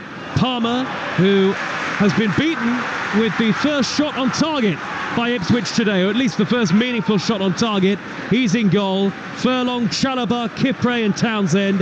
Chalobah for Bartley at half-time, an injury-related sub. Yokushlu and Mowat, Wallace, Vyman and Fellows behind Thomas Asante up front. Clark for Ipswich, crossfield right to left to the near side and Davis. A lot of Ipswich fans miss their equalising goal as Broadhead crosses from the left and it's intercepted by Mowat on the edge of the penalty area, and West Brom can come away with possession. Mowat's shirt tugged by Moore. West Brom free kick, and they give you the subs as well. For Ipswich, Walton, Harness, Al-Hamadi, Jackson, Hutchinson, Sarmiento, Travis, Humphreys and Tuansebi. For West Brom, the remaining subs: Griffiths, DK, Peters, Swift, Johnston, Marshall, Pippa and Reese Hall. Well, Alvin Martin. Well. Come roaring back. I think, yeah, I'm looking forward to what it entails now, because you expect Ipswich to really take the game to West Brom, but you also, West Brom, with the attacking plays that they had in the first half, if they've got the ability to get goals themselves. So, it's anyone's guess which way it'll go now. One thing is for sure, that, they will have better possession in good areas. At times, I think they've got to be a bit cleverer in how they position themselves for delivery into the box. At times, there are too many Ipswich players taking up the same position. 1-1 here, a goal takes Ipswich back into the top two, delivered by Davis from the corner, and Burns can't get across. It was well intercepted by Wallace, and now they're on the break here, West Brom. It's 4 against 2. Wallace herring over the halfway line. He's got options left and right. He's carried it a long way. He's been beaten to it by Clark, who slid in, committed a foul, a yellow card, free kick 30 yards out. But why, oh why, did Jed Wallace not play a pass there? I think he was waiting and waiting, and he was looking to his right, and I was looking as well. I was thinking, is it on, is it on? I don't think it was. It was Thomas Asante who was making the run down the right-hand side, and it needed a little ball played with the outside of his right boot. I don't think it was on, Joe. You've got to give him the benefit of the doubt there. Because he hesitated, Clark came in. I've got a little bit of sympathy for him. Made a great tackle, in my opinion, because I think he got a little bit of the ball, but he also got some of the player. Alvin Martin, former England defender, with us on Talksport 2, your home of the EFL. 4.5 minutes into the second half, and it's Ipswich 1, West Brom 1, Tottenham against Brighton in the Premier League to come later. Manchester City 0, Everton 0 it remains in the Premier League on Talksport. West Brom free kick, left of centre, dinked in by Moed, high to the far post. Furlong peels away, tries to head it back across goal. Jumping is Yakushlu, only half away. It's come down to Chalobah, neat turn, lays it back to the edge of the box, and it's hit over the top by Fellows, who scored the opening goal in the first half that has since been cancelled out. And what a fine solo goal that was from the youngster, but he was leaning back and he hoisted it high over the top into the Sir Alf Ramsey stand. But it's all about the response now, isn't it, from West Brom? Ipswich went a goal down, and the pressure was on them. They've got themselves back into the game now at 1-1 really early in the second half. The crowd are on side, and it's all about really now West Brom showing the character that they need to show. Ipswich have won more points from losing positions than any other team in the Championship, and they're proving their powers of recovery again. We are high up in the main stand at Portman Road, near enough the back row, and just to the left of the halfway line. And I can see Carlos Corbrand there, the West Brom boss, gathering up a loose ball and gesticulating, hopping up and down. His players have not really got started in the second half just yet. Ipswich have been the better team since the restart, and they've got themselves level. And now with more, they've won a free kick. Fouled by Yakushlu, who's taken the place of Bartley. The free kick is 10 yards from the halfway line. And the ironic cheers, it's like a goal's been scored for the referee. They're celebrating, the Ipswich fans here, but they might be celebrating even more in a minute, Alvin. Well, Joe, that's a ball that you've got to let him have. I said before the game, there are times when, because of his size more, if they play a ball into his chest, you've got to let him have it. He's too big and strong to try and wrestle him out of the way. Yakushlu tried to wrestle him out of the way, giving a foul away, and now he's given the initiative and certainly the possibility of delivery back to Ipswich into the penalty area. 10 yards to the edge of the box, this free kick towards the near side, the left. Equally about 10 yards in field. Broadhead, who's made it 1-1, is standing over it. 52 minutes into the game. Broadhead whips it in high towards the far post. Not a good delivery. Swings in too close to the goalkeeper. Palmer all in black with an easy take. And he bowls it out to Andy Vyman. What a game we've got here now. And well over 35 minutes to go. As Wallace darts down the far side of the left. He's hugging the touchline, the West Brom skipper, in front of the travelling fans who are on one side of the stadium, the cobbled stand side, occupying the upper tier, and they want to take a throw. I think there were 2 balls on the pitch momentarily. Play continues, and actually 2 balls on the field. It seemed to confuse the crowd momentarily there. West Brom have kept possession anyway, and here's Fellows infield from the near side. He was just caught by the challenge of Davis, limping up to his feet. And West Brom have it now with Kipre on the halfway line. You go back to the goal, the long throw that wasn't dealt with Albion, Broadhead in at the far post to score. I wonder, did West Brom miss Carl Bartley in that sort of situation? Well, there's no doubt about it. I think he certainly handled more, didn't he, in the first half? Read the danger, sniffed the danger out very early in that first 45. It wouldn't have helped West Brom.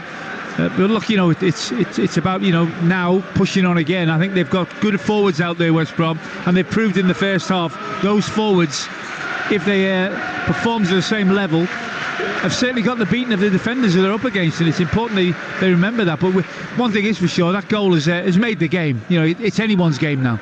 Leicester 6, Birmingham 2 in the Women's FA Cup 5th round, late in the second half in that game. Harry Clark for Ipswich. 8 minutes into the second half here in the Championship. 4th against 5th at the start of the day. Ipswich looking for the goal that would take them back into 2nd, above Southampton, who host Huddersfield later, and above Leeds, who start the day in 3rd and take on Rotherham at 3 o'clock. Watford play the leaders Leicester at Vicarage Road. Here's Davis, left wing position for Ipswich, back to Morsey. Davis, who's set up 11 goals in the league this season. Infield to Luongo, now Morsey, 30 yards out, takes aim! What a hit! And only just over the top! Oh, that was a screamer from Sam Morsey that looked destined for the top corner. We were right behind it, and it whistled a yard or so over the crossbar, if that. Well, it had all the power, no doubt about that, Joe. And you could tell from Palmer, the West Brom goalkeeper's reaction. He's flying high to his left. It just went, I reckon, 6 inches over the bar. But he was certainly worried, the keeper. When this ground gets going, Alvin Martin, there's not many better in the EFL for atmosphere. And they've really got going now. They've only lost once at home in the league this season. West Brom have got to find a foothold. And here they go with Fellows. Fellows on the edge of the box, blocked off by the robust challenge of Edmondson. Fellows has got a big streak of mud on the back of his shirt. West Brom were so good in the first half, but Carlos Corberán is worried enough here that he's actually going to make a double substitution in just a moment. I can see Daryl Dike, the big striker. He's going to replace Thomas Asante. That's a like-for-like change with the American coming on. And the other player to come on is Mikey Johnston, who's on loan from Celtic, made his debut against Birmingham last week. He's getting some final instructions from Corberán too. And he will replace Fellows, whose game is now over. And that's a measure of how the match has turned here, Alvin. Yeah, I don't know. Maybe I think Fellows might be carrying a knock. He was down on this side here, on the right-hand side. He started on the left, but he was down here where Wallace is, and he looked like he was struggling movement-wise. So I'm sure that's enforced that one. Still goalless at the Etihad. Manchester City against Everton. So City would miss the chance to go top of the Premier League live on Talksport right now. Make sure you download our app. It's free and easy to download. You can swipe between Talksport and Talksport 2 at your leisure. Throw to West Brom near side. Furlong can take a good long throw, and he's held it in long from the right wing position, and it's flicked on by DK, and Vyman at the far post heads it in. The flag stays down. Ipswich are fuming. They want handball, and handball is given by the referee. And a yellow card out of the pocket of David Coote, and the goal will be ruled out, and it stays 1-1. Well, I must admit, from here I didn't see a handball, but they obviously referee, I don't think anyone is complaining that much about it, Joe, which usually signifies that he's got it right. Well, we don't have a monitor here in our commentary position, but I can see one in the distance, the one of our TV colleagues, and Vyman certainly taps it in with his hand. So absolutely right to rule the goal out, and it stays 1-1. Clever flick in at the near post by DK. Vyman turned it in with his hand, and now a free kick to Ipswich, just over halfway. What a fantastic game this is proving to be so far, and yet another exciting example of why we enjoy covering the EFL, exclusive to national radio so much here on Talksport 2. And mentioned, you mentioned about Bartley having to go off at stroke of half time, the centre half. I think he controlled Kiefer Moore, didn't he? Really well in that first 45. But Kiefer Moore now is starting to get free kicks given against the West Brom team, and he's certainly struggling to handle him, his replacement. DK has held the ball up well, the burly central striker with a tremendous quality on the ball and finishing ability. As Moore fouls Yakushlu, free kick to West Brom. Daryl DK has had dreadful injury problems since joining the club. And maybe an opportunity now for him to finally get a run in the team. He's now played 5 of the last 6 for West Bromwich Albion. Ipswich 1, West Brom 1 as we tick towards the hour mark. 57.5 minutes on the clock, and it could go either way here. Wolfenden gets across in front of DK to nudge the ball clear. Only as far, though, as the on-rushing Townsend. Townsend to Vyman. Back in field to the feet of Kipre now. Kipre forward to Townsend again. Far side the left wing position. West Brom continuing possession. They go back to the lip of the centre circle. And the Turkish now centre half, Yakushlu. Kipre steers it square to his immediate left, and Moet who takes over. Moet's early ball in towards DK. It's over his head, and a very calm chest to the ball from Leif Davis. Back into the gloves of his goalkeeper, Hladky. So 1-1. Alvin Martin with me in the commentary box. Tough to call, Alvin, here. Well, there's still no sign of West Brom settling for a point here. You know, they're committing people forward. They've got 4 players playing up front. They've got players from midfield who are willing to join them as well, Joe. So they're looking, you know, to get a second goal and maybe a winner from their point of view. And obviously that's exactly what Ipswich are going to be doing. So the game's set up beautifully. Coventry against Millwall tomorrow lunchtime in the Championship on Talksport 2. And next week, Ipswich's next game away at Millwall is live with us. And then West Brom play Cardiff, and then they play Southampton. That's live with us. Little touch by Chaplin into the box for Ipswich. Moore can't get on the end of it. Steered out of play by Yakushlu.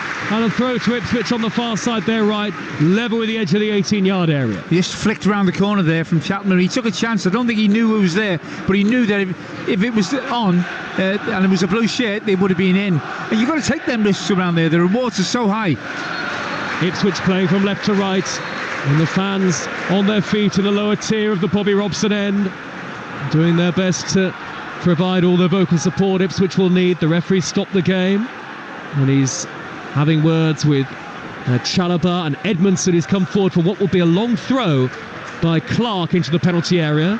West Brom have seen fit to bring everybody back. It's 1-1 in the 60th minute of the game.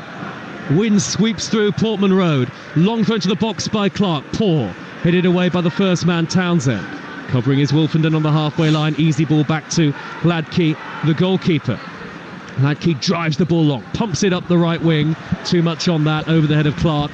Out of play for a throw to West Brom. And I can see, again, the two head coaches, McKenna and Corbran, almost side by side on the touchline. What have Ipswich done, Alvin, to get themselves back into the game, do you think? Well, I think, you know, a bit of good fortune in the first few minutes of the opening of this second half. And the ball falling for the right player and an exquisite finish. You know, you've got to say it was a really well controlled volley. That from Broadhead that actually give them no chance, and that really is the difference. I think they had one chance in the first half, didn't he, Joe? Chaplin had it. Probably no more difficult than the one that they've stuck away there. It's about sticking the ball in the back of the net and when the chances come along, and they've done that now. What they've obviously got to do, a point wouldn't be enough for them coming into the game. They need to get another goal now, but I think they're looking more likely. Clark into the box, plays it wide to Burns. Burns with time to cross. Chaplin beaten out by the goalkeeper, who stood strong and tall. Now Luongo from the edge of the penalty area on the half volley, got a left-footed touch on it. It's going to trickle wide of goal. Alex Palmer's palms were stung there by Connor Chaplin. Great pullback by Burns. Chaplin applauds the intent and movement of his teammates. It's 1-1 for now, but Ipswich can smell a winner and a shot at second place in the Championship. Absolutely, and Chaplin does everything right here, Joe. You know, it really is a good strike. He was put under pressure. It's on his right foot. He gets an unbelievable amount of power, and it's a really good save from Palmer. Well, the Ipswich response has been a tremendous one, as the ball is sliced out of play by the goalkeeper Palmer. What an exciting day of football still to come. We'll have team news from the Tottenham Hotspur Stadium shortly ahead of Spurs v Brighton on Talksport 2. And tomorrow night, by the way, on Talksport, the Super Bowl. Kansas City Chiefs against the San Francisco 49ers from 10:30. The ball is drilled long by Hladky, the Ipswich goalkeeper, well held up by Moore, plucking it out of the air on his chest, evading two light green shirts, steering it wide to the far side, the right where Clark takes it off the toes of Burns. Ipswich on the attack, Harry Clark in field, and he shoots, cleared away by Kipre from the edge of the 6-yard line. Clark, who doesn't score many, suddenly saw a chance at goal on his weaker side. Maybe should have played in the overlap. Yeah, maybe he was on his weaker side. But look, and now I think both fullbacks are doing what we said at half-time. You know, they had to win their battles, and now you've got obviously Davis on this left-hand side and Clark on the right, who are playing really advanced and getting a lot of the ball. Early ball in by Davis, high to go to the penalty area, over the head of Chaplin, headed away by Townsend, not very far for West Brom. Chalobah brings the ball down gracefully midway inside his own half, and that looked like handball by Luongo. Referee says play on as Ipswich win it back. No great appeals from West Brom, so perhaps it wasn't handball. In the event, Mowatt's regained possession for the away team, and he's just poked it back into the left back position, where Townsend will slice it forward high and long, hopefully towards DK. Oh, DK's gone down, and he's not won a free kick. He can't believe it. Still on his knees, DK, looking towards the referee. Ipswich, meanwhile, will play on and come forward again. A lot of the play now from right to left. Clark's cross, headed away by Furlong. Good ball that in towards Broadhead, and then a slice clearance by Wallace straight out of play, and West Brom can't get control of the game. Oh, but what a shame for Daryl Dike. He's gone down injured yet again. Yeah. And here come the two physios, and it's such a shame because he's clearly a very talented player. We saw him score goals in the EFL at Barnsley, but he just hasn't been able to kickstart his West Brom career, and can only hope that this isn't a particularly serious injury, Alvin. Yeah, look, when he went down, sometimes I think players, in whatever division they go down, and you're sceptical whether they are injured. Let's just say that. I don't get the impression with this one. You can see he was in trouble. He made no attempt to get up at all, and I think he did fall down awkwardly.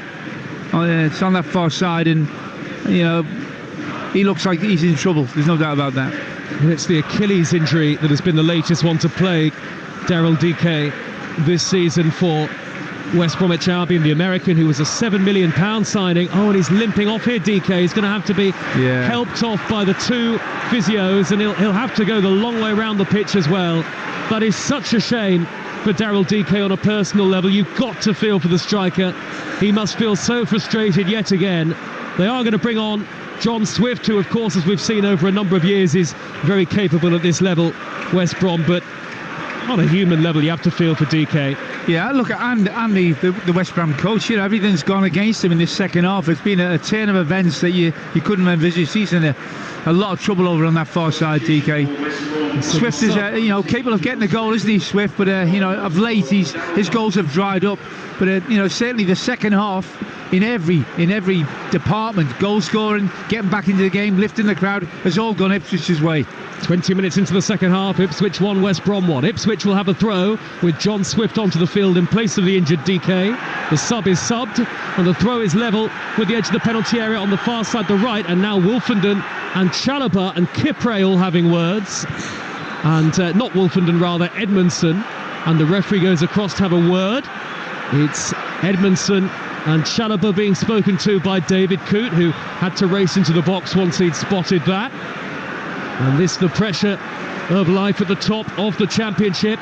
Ipswich will go into second only if they win, and that would be temporary. And actually, meanwhile, while the referee is booking Chalobah, there's like a golf buggy that's come onto the field with medical personnel, because there's going to have to be a stretcher here for DK. So we'll definitely have a stoppage in play here because there's a golf buggy on the pitch. I don't think that's not a trivial injury there. I think that you could tell by the reaction of the players around him, and also the physio, the West Brom physio that went on. He's in real trouble, DK.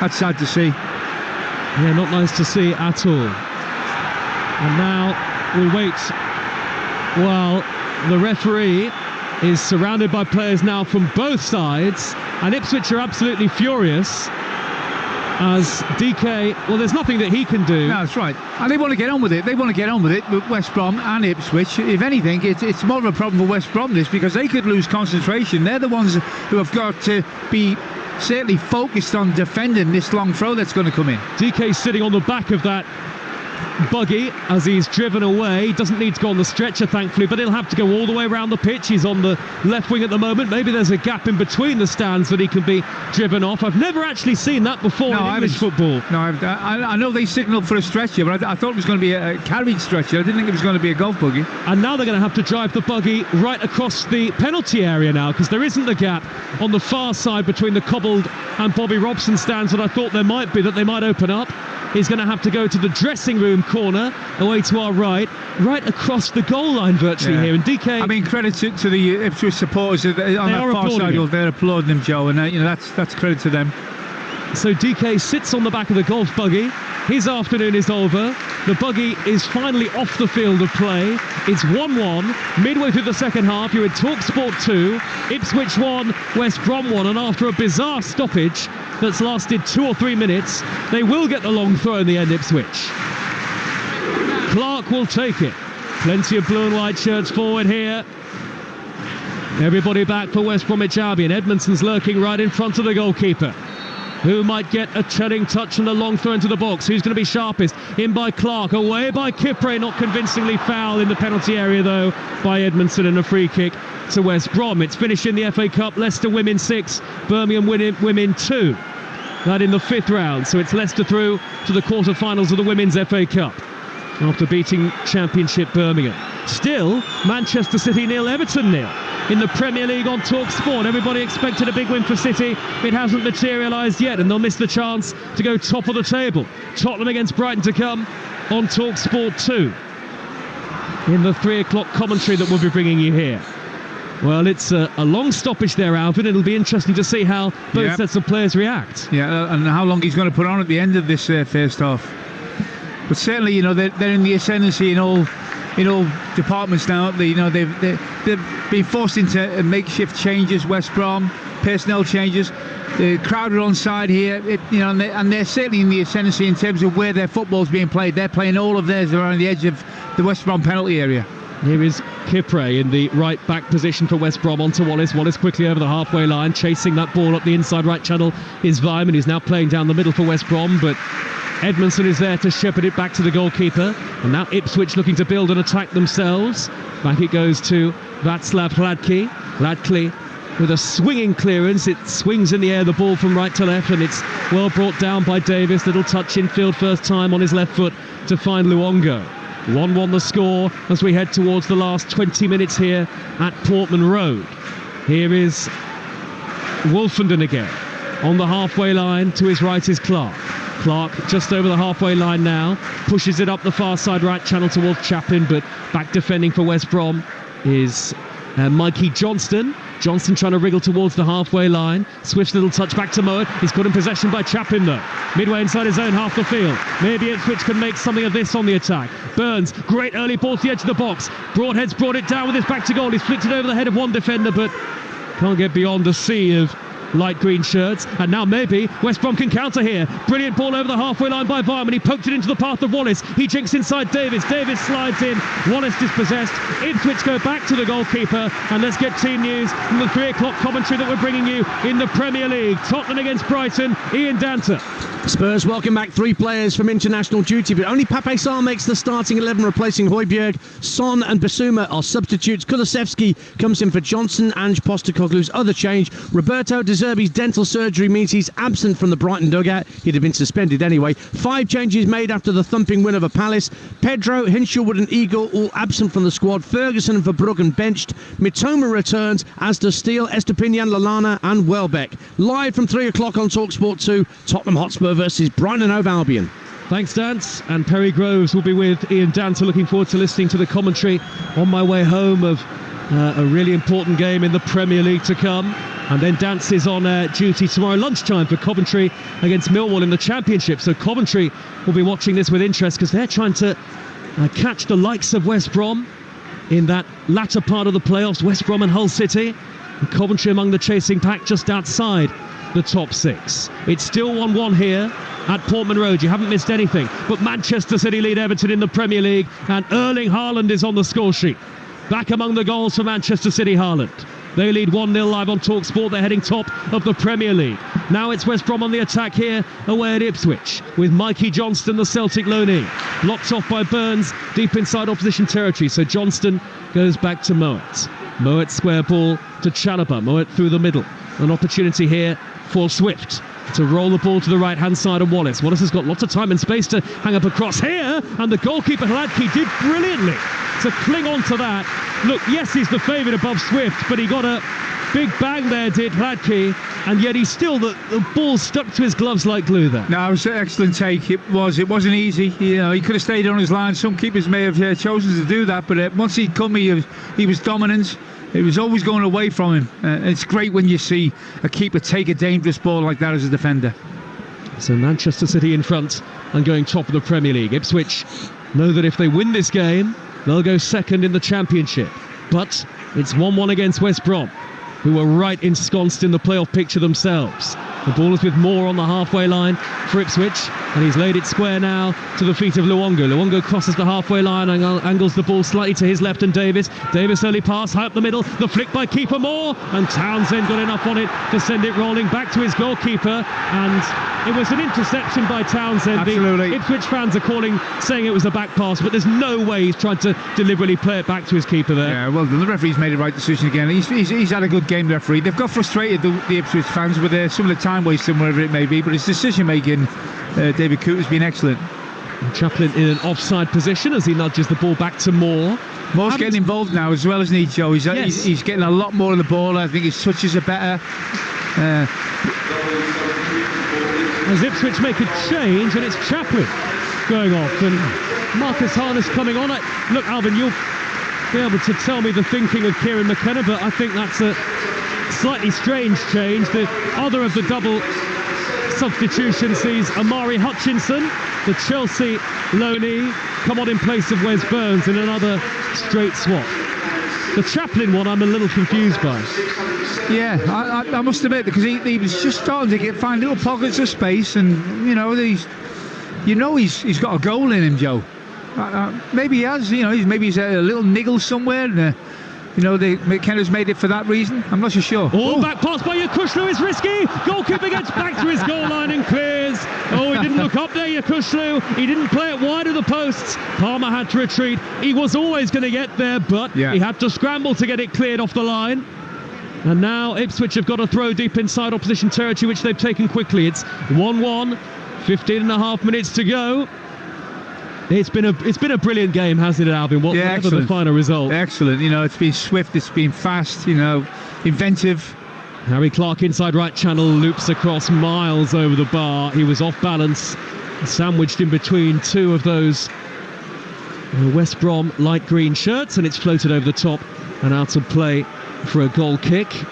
West Brom, as I say, they've got Cardiff at home before that home game against Southampton, which will bring you live on Talksport 2, then a trip to Plymouth, which is not an easy game in the Championship, and then a trip to Hull, so some tough games to come for West Brom. They're in the midst of a difficult run of fixtures, Carlos Corberan's team.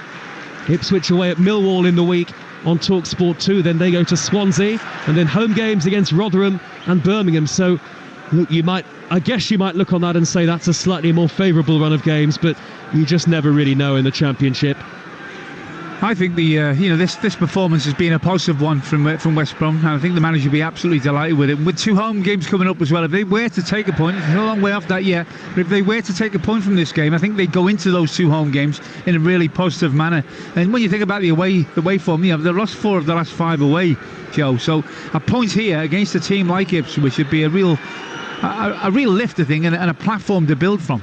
And they extend the gap between themselves and the playoffs, at least for now, to 5 points. They've got a pretty healthy goal difference, West Brom as well.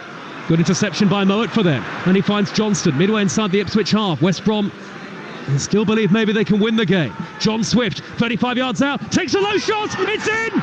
Swift from range has scored for West Brom, and they're back in front!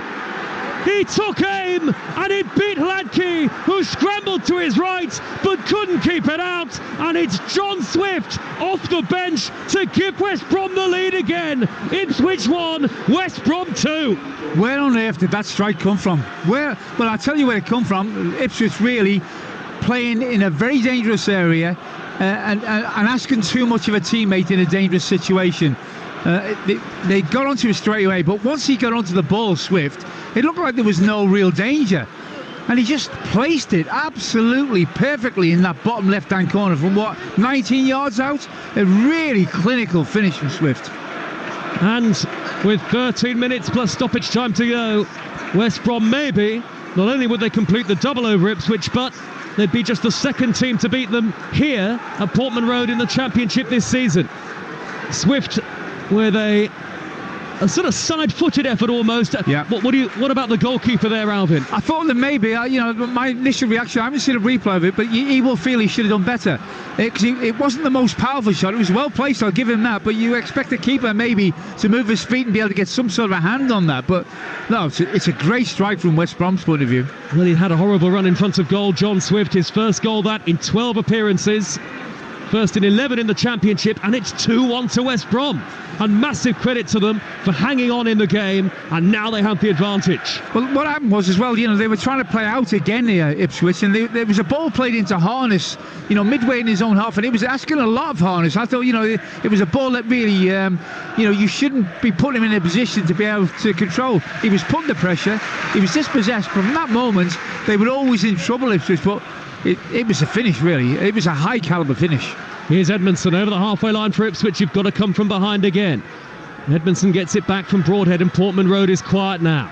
Edmondson crossfield left to right with a high diagonal pass. It's a first-time little knockback by Hutchinson to the feet of Clark. On to Marcus Harness into the penalty area. Tried to flick it wide. Took a touch off Townsend. Out of play for a corner to Ipswich Town. They're 6th of the game, and they are getting desperate now, the home supporters. At one point it looked like they were the team with the momentum to go on and win it, but now they're 2-1 down, almost out of nothing, that strike from Swift. It's certainly a game of surprises, Joe. Davis ready to take the corner. Again, it'll be one of those left-footed in-swinging deliveries. Goalkeeper Palmer punches, not convincingly for once from him. It sort of hit the edge of his hand rather than square on, and so it kind of sliced away. Out of play for a throw to Ipswich, right next to the corner flag on this near side there left. He should be catching that. He's trying to punch that, and it would have been easy. He's got two hands on it to catch the ball. Ipswich Town 1, West Bromwich Albion 2, and the noise you can hear is from the 2,000 West Brom fans on the far side of the field. 11 minutes of normal time to go on Talksport 2, and then it's Tottenham against Brighton live with us. Davis ready to hoist in a long throw here. Everybody back for West Brom. Davis takes it long high towards Moore at the near post. He got the initial touch. It's come out to Sam Morsey. Hits it on the volley, well blocked. Excellent block by Johnston, and a crucial one as well from the substitute. Still everybody bar Hladky is in the West Brom half. Ipswich trying to get back on the attack, but they've lost a little bit of momentum. Wolfenden's at walking pace as he tucks it wide to Clark. Clark with a dreadful ball. It took a touch off Chalobah. Very lucky there, Ipswich, that it's gone behind for a corner, because it was a really poor cross by Clark. And actually Chalobah, I think he tried to poke it clear. He should have done much better. It's trickled behind for a corner out of nothing. Well, I think the reoccurring theme is again Ipswich certainly in the last 3 or 4 games are giving too many goals away, and they've put themselves under immense pressure to get back in the game as they are now. It's Davis to deliver again, out swinging, up go the heads. Clark got a touch, it's come out to the edge of the box. Luongo, brilliant block, sliding in by Mowat this time for West Brom. He's been excellent in front of that back four. Marcus Harness with a deep reverse ball into the penalty area. Here comes Palmer, the goalkeeper, and he takes it high above his head. And West Brom have safety whenever the ball's in the hands of their goalkeeper. Alex Palmer, one of the best in the EFL. They wanted a penalty, some of the fans behind the goal. Edmondson looked to the referee, but it was much more in hope than expectation. 2-1 to West Brom here then. Really does feel like a huge moment this for West Brom potentially, and for Ipswich a massive moment in their season too. 10 minutes to go, otherwise their slump will carry on. From the outset of the game, though, I think you've got to look at the West Brom coach. You say he set this team out in a really positive frame of mind. They've never ever looked at consolidation, even after taking the first goal in the lead in the game. The same at 2-1. They're always committing people forward. They're always a threat on the counter-attack, and they've always been fairly nervous. I think the Ipswich fans, whenever the ball's turned over, you feel that this West Brom team, have got a chance of scoring against you. Southampton against Huddersfield, Leeds against Rotherham, Watford against Leicester to come today at 3 o'clock in the Championship, all of whom will have the chance to make ground over Ipswich. Here is Hutchinson for them, delivers left-footed, headed away by Chalobah this time. West Brom are getting increasingly deep in terms of their defending. Hutchinson, the lone player, loan from Chelsea, started his career at Arsenal. Very quick feet on the far side, but it doesn't worry Johnston. Happy to shepherd Hutchinson back into a central position. Now Morsey out wide to the far side again in Harness. Harness has time to deliver, but the quality just isn't there. He's ballooned the cross over the top of the bar and out to play for a goal kick. Still 2-1 to West Brom against Ipswich here. And Ipswich are going to make a double change. Jeremy Sarmiento, who spent the first half of this season on loan at West Brom, is going to come on. And Luongo goes off, and it's a home debut too for Ali Al-Hamadi, the man signed from Wimbledon, and Nathan Broadhead is the man that he's replacing. So Al-Hamadi and Sarmiento for Broadhead and Luongo. They've got to go for it here really, Ipswich Town. And for West Brom, Pippa is coming onto the field in place of Byman, so that's understandably a defensive change that is made by Carlos Corberán. And he's taking the long walk here by Alvin Martin. Well, I think I think sometimes there's been a lull in the game from Ipswich's point of view. And I think you need to make changes just to lift it again. The crowd see something being positively done by the manager, and they support it, and you look for a lift. But they need an inspirational moment, don't they, from an individual or certainly from a team playing exercise. And it doesn't look like that will be forthcoming for the moment, at least. John Swift from a long way out, beating goalkeeper Hladky, and Ipswich are running out of time here. There are 7 minutes to go. Can West Brom hang on to their 2-1 lead? With Talksport 2. Here is Edmondson for Ipswich, 10 yards into opposition territory now. Morsey takes over. Morsey quickly back out wide to the left, and Harness has got his hair tied back. Forward to Moore. Kiefer Moore, who scored twice last week away at Preston North End, but hasn't really had a chance at goal himself in the game so far. Quick feet from Hutchinson to set up Sarmiento. He pulls it back. Away by Chalobah. Sarmiento up against his old club. Scored a brilliant goal live on Talksport 2 at Cardiff for West Brom. In the very end of his spell there did Sarmiento, but here come West Brom on the counter. Mikey Johnston racing over the halfway line. He's one-on-one with Wolfenden. He's 25 yards out. He's played a great ball towards Pippa, who tried to meet it. Davis sliding in, did just enough to put off the Spaniard, and Ipswich win it back. Otherwise it would have been 3-1 and game over. Well, in a nutshell, that's just simply brilliant defending, that is, Joe. He's watched the play, he knows the awareness of where he's trying to get into. More flick towards Al-Hamadi. Across came Kipre, and Palmer gets there. Sorry about that. Yeah, Alvin. and he slid in. I'm going back to Davis now, the left back. If he doesn't do that, then it's a certain goal, because the break again was on for West Brom. And again, the amount of players that they commit forward, whenever they're turning the ball over here at Ipswich know if they misplace a pass, they're putting themselves at risk of conceding the third goal. Ali Al-Hamadi, an Iraqi striker who used to play for Wimbledon, as I say. 13 goals in his final 13 appearances at Wimbledon. Made his debut in the Championship off the bench last weekend. He started in England at Wycombe Wanderers. And now here he is, making his home debut for Ipswich, the £1.5 million man. When Ipswich are desperate for a goal, and they've got so many attacking players on the field now, really. And it's all-out attack. And they're 2-1 down, less than 5 minutes of normal time to go. I think there'll be quite a bit of stoppage time, Alvin, you think? Yeah, I think so. We had the delayed, for the injury, didn't we, to DK? But look, I think one of the things he won't be happy with here, Kieran McKenna, is the amount of times they've got possession and the opportunity to put a ball in the box, and it hasn't been a sufficient quality. Davis has crossed here towards Moore, header away by Kipre, only half clear. It drops down to Hutchinson with his back to goal, the angle very tight. Across comes Mowat. West Brom with everybody back in their penalty area, literally everybody. Hutchinson crosses high, left-footed. Davis back post, heads it back across. Al-Hamadi tries to meet it. They want handball against Furlong. They're not going to get it from the referee. Excellent control by Swift to pluck the ball out of the air on the near side, the right, but he can't win the throw off Edmondson. Ipswich will go again, back to the halfway line, and Wolfenden now. It's attack v defence really in the last few minutes. Ipswich from right to left, West Brom holding firm, and they have the lead by the odd goal in 3. Sarmiento, edge of the D, thought about a shot against his old side. Quickly out wide to Hutchinson. Hutchinson waits for the run of Sarmiento again, then darts infield and shoots, and it's gathered by Palmer at his near post. By the way, Manchester City 2, Everton nil, a latest score, a second for Erling Haaland, so 2 for him, and Manchester City will be heading above Liverpool and top of the Premier League table. Now, Alvin, what do West Brom have to do here to see out these remaining minutes?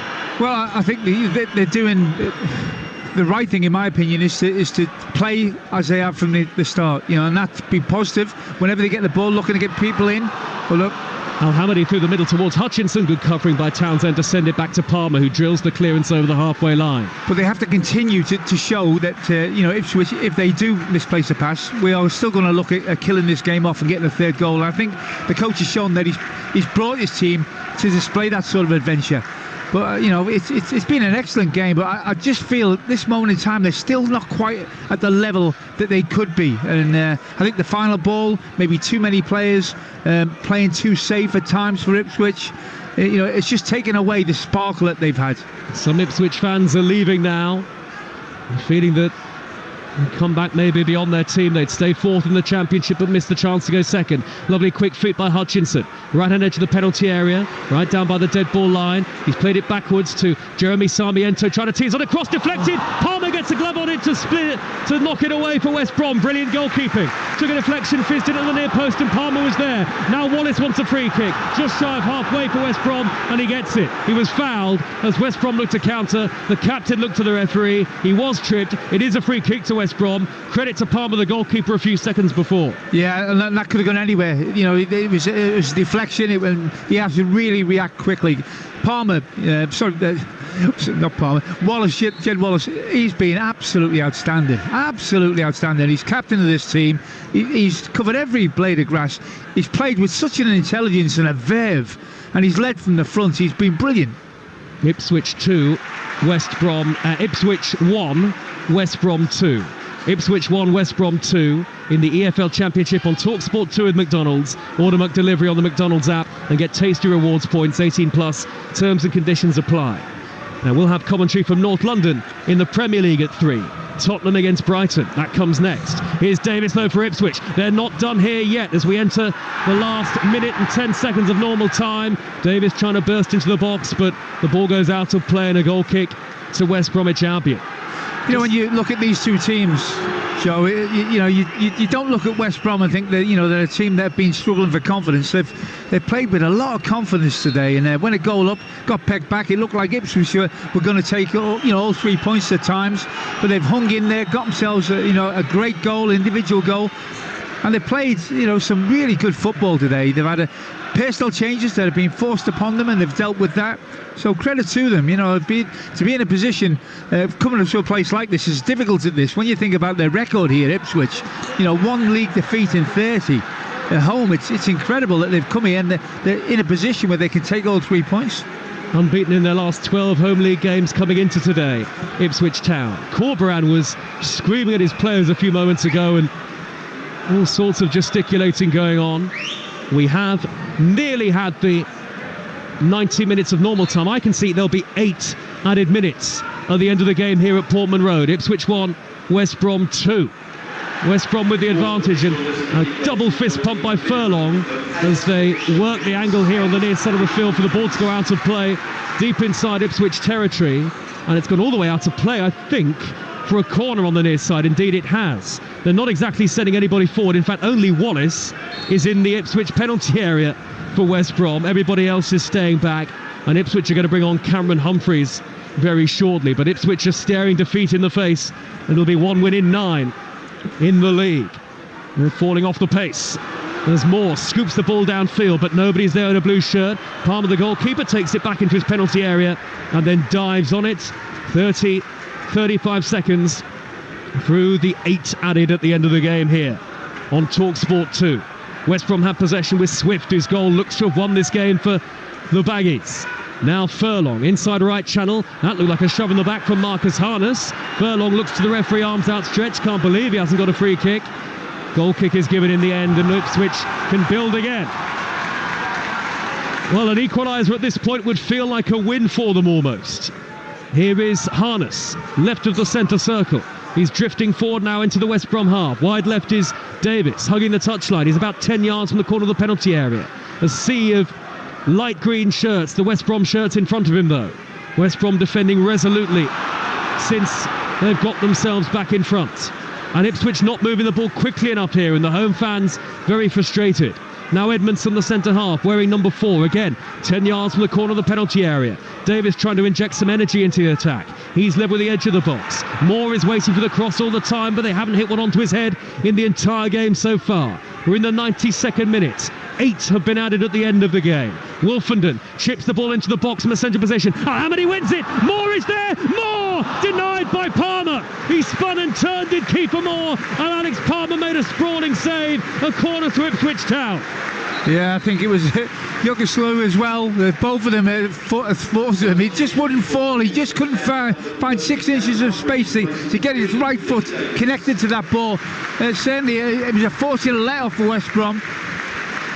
The change for Ipswich sees Humphreys replace Davis.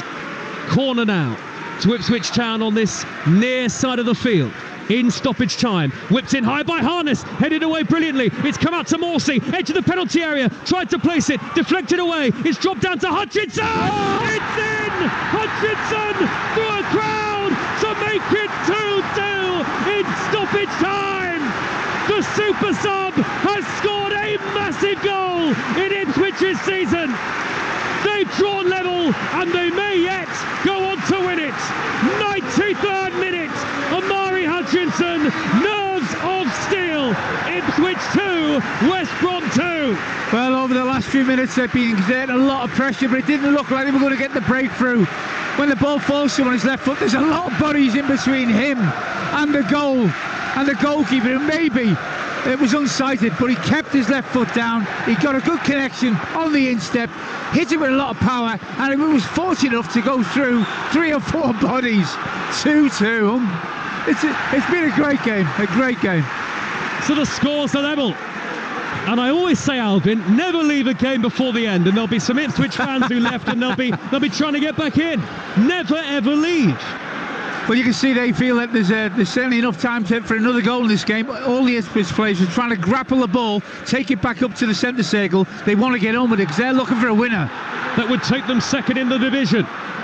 And they are preserving their unbeaten home run, at least, Kieran McKenna's team. So 2-2, halfway through 8 added minutes. There's still time for a winner for either team. Ipswich have the ball now with Wolfenden. This is the sort of finish to a game that makes it such a privilege to bring you the championship on Talksport 2. High ball up the right-hand side by Hutchinson, outside of his foot. Moore couldn't get there. Goalkeeper, I think, had no chance there, Alvin, because it went through 2 or 3 sets of legs in front of him. Yeah, very difficult one to deal with for any keeper, that, you know, because you are unsighted to a large degree, and it was hit with a lot of power and low as well. West Brom have a throw far side. Their left, hoisted downfield by Townsend, and it's won back by Wolfenden. Now then, here is Edmondson. He's 10 yards shy of the halfway line. It's 2-2 on Talksport 2, and what a threading finish here. 4 minutes and 45 seconds into 8 added. The ball is on the right with Sarmiento. Sarmiento driving down the far side of the field. He's taking on Johnston, and he's been shrugged aside. And out to play it goes for a throw to West Brom. Is 2-2 a fair score? Yeah, I think it is. I think it'd be a shame for either of these sides to lose. But I've got to say that the people that have come on, Hutchinson has been a real light, hasn't he? He's really sparked things up, and he's given the crowd something to feed on, you know, because he looks so lively on that right-hand side. Chip forward by Edmondson, cleared away by Kipre for West Brom. Straight back to Edmondson. Ipswich will keep coming again. 2.5 minutes of added time to go now. Good footwork by Hutchinson, driving down the right. Hutchinson crosses to the edge of the area. Moore brings it down. It's Kiefer Moore. Can he find the finish? He's blocked off by 3 light green shirts. The ball is under the body of Moore. Play still goes on. Amazing scramble. Cleared away. It was like a rugby scrum. Ipswich can't bring it down. And now West Brom can maybe counter here. 2-2. Wallace nudges it to the right, and Moat, who steers it back to Wallace again. Wallace driving forward down the far side, the left, taking on Morsey. Nobody really up with him in support. Morsey comes across. Wallace, play on, says the referee. Tried to cut it back from the dead ball line, but Wolfenden is there. 2 minutes of added time to go. 2 goals apiece. And now Hutchinson is tearing forward. Couple of step-overs. The man who scored the equaliser. Crossfield, a brilliant ball. Ali Al-Hamadi gets to it in the area. Al-Hamadi taking on the defender. Deflected cross. Loops away. Hutchinson will keep it in play. Down on the far side, the right. Incredible drama in stoppage time. Hutchinson, as Ipswich look for the most dramatic of late winners. Morsey, 40 yards out. Chips it into the box. Headed away by Furlong. It's come down to Humphreys now. Corner on the penalty area. Is there one final twist in this game? Morsey, forward to the edge of the box. Harness, now Sarmiento. Sarmiento twisting and turning. He's only half cleared it away, the defender. Al-Hamadi, what a save by the goalkeeper. What a stop by Palmer. Down to his left-hand side. Townsend clears it away. Portman Road is definite. 2-2. Palmer with maybe a point-saving stop. Fabulous save. What a great end to the game. We are quite literally on the edge of our seats. Long throw by Clark into the box now. Cleared away by West Brom. 45 seconds to go. 2-2. Hladky is in the West Brom half. The goalkeeper. He's played it square to Wolfenden. Inside the centre circle. I wish this game didn't have to end. 35 seconds to go now. Ipswich pushing, maybe one more chance. Still can't believe that save from Palmer to Diet Al-Hamadi. Forward by Clark, chips it up the middle towards Moore. Edge of the D, Al-Hamadi lays it wide. Marcus Harness, corner of the area. Harness crosses, takes a deflection, cleared away at the near post. 15 seconds to go now. 2-2 it remains. Humphreys steps in field for Ipswich, finds Morsey. 5 yards from the edge of the D. Now Wolfenden takes over, pushes it on to Harry Clark. Last chance saloon, deep cross, flicked away by Furlong. Corner to Ipswich. They're all on their feet now. Make no mistake, everybody, 30,000 at Portman Road, ready for what will be the last action of the game.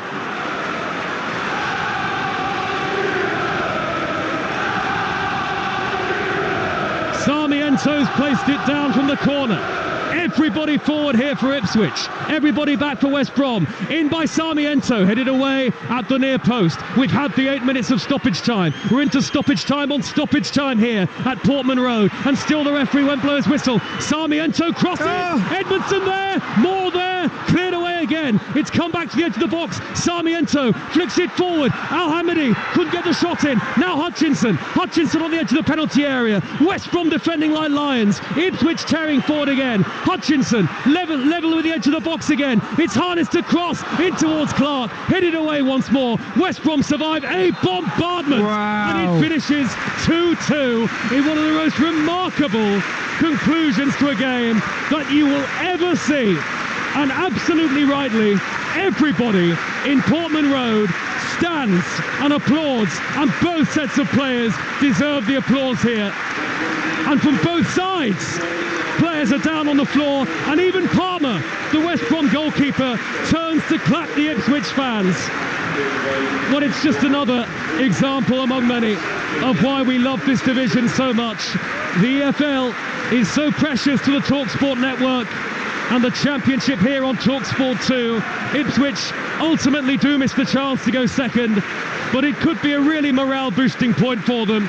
Amari Hutchinson in stoppage time after John Swift thought he'd given West Brom all 3 points. Before that, Nathan Broadhead had equalised. Tom Fellows' fine opener for the visitors. And then what followed in the 5 minutes of stoppage time that remained after that Hutchinson equaliser was quite extraordinary, as West Brom were laid siege to by rampant Ipswich. And that save by Palmer right at the very end from Ali Al-Hamadi, enough to clinch a point and make the final score. I'm sad it's over, this one. Ipswich 2, West Brom 2. So are we, Joe. Oh my goodness. And by the way, I'm sure the players are taking those plaudits that you mentioned there, but so should you and Alvin for giving us a gripping last 10 minutes of that game. Talk about gripping. Producer Izzy was grabbing onto my arm as an Ipswich fan every 30 seconds during that. I mean, it was just an incredible championship match. We love this division so much. You said it, Alvin, that you thought it was a fair scoreline. Do you stand by that? Yeah, look, I'm sure Ipswich fans will feel like they asked enough questions at the end to maybe win the game, but you've got to give credit to West Brom. They came here so positive, made a real game of it.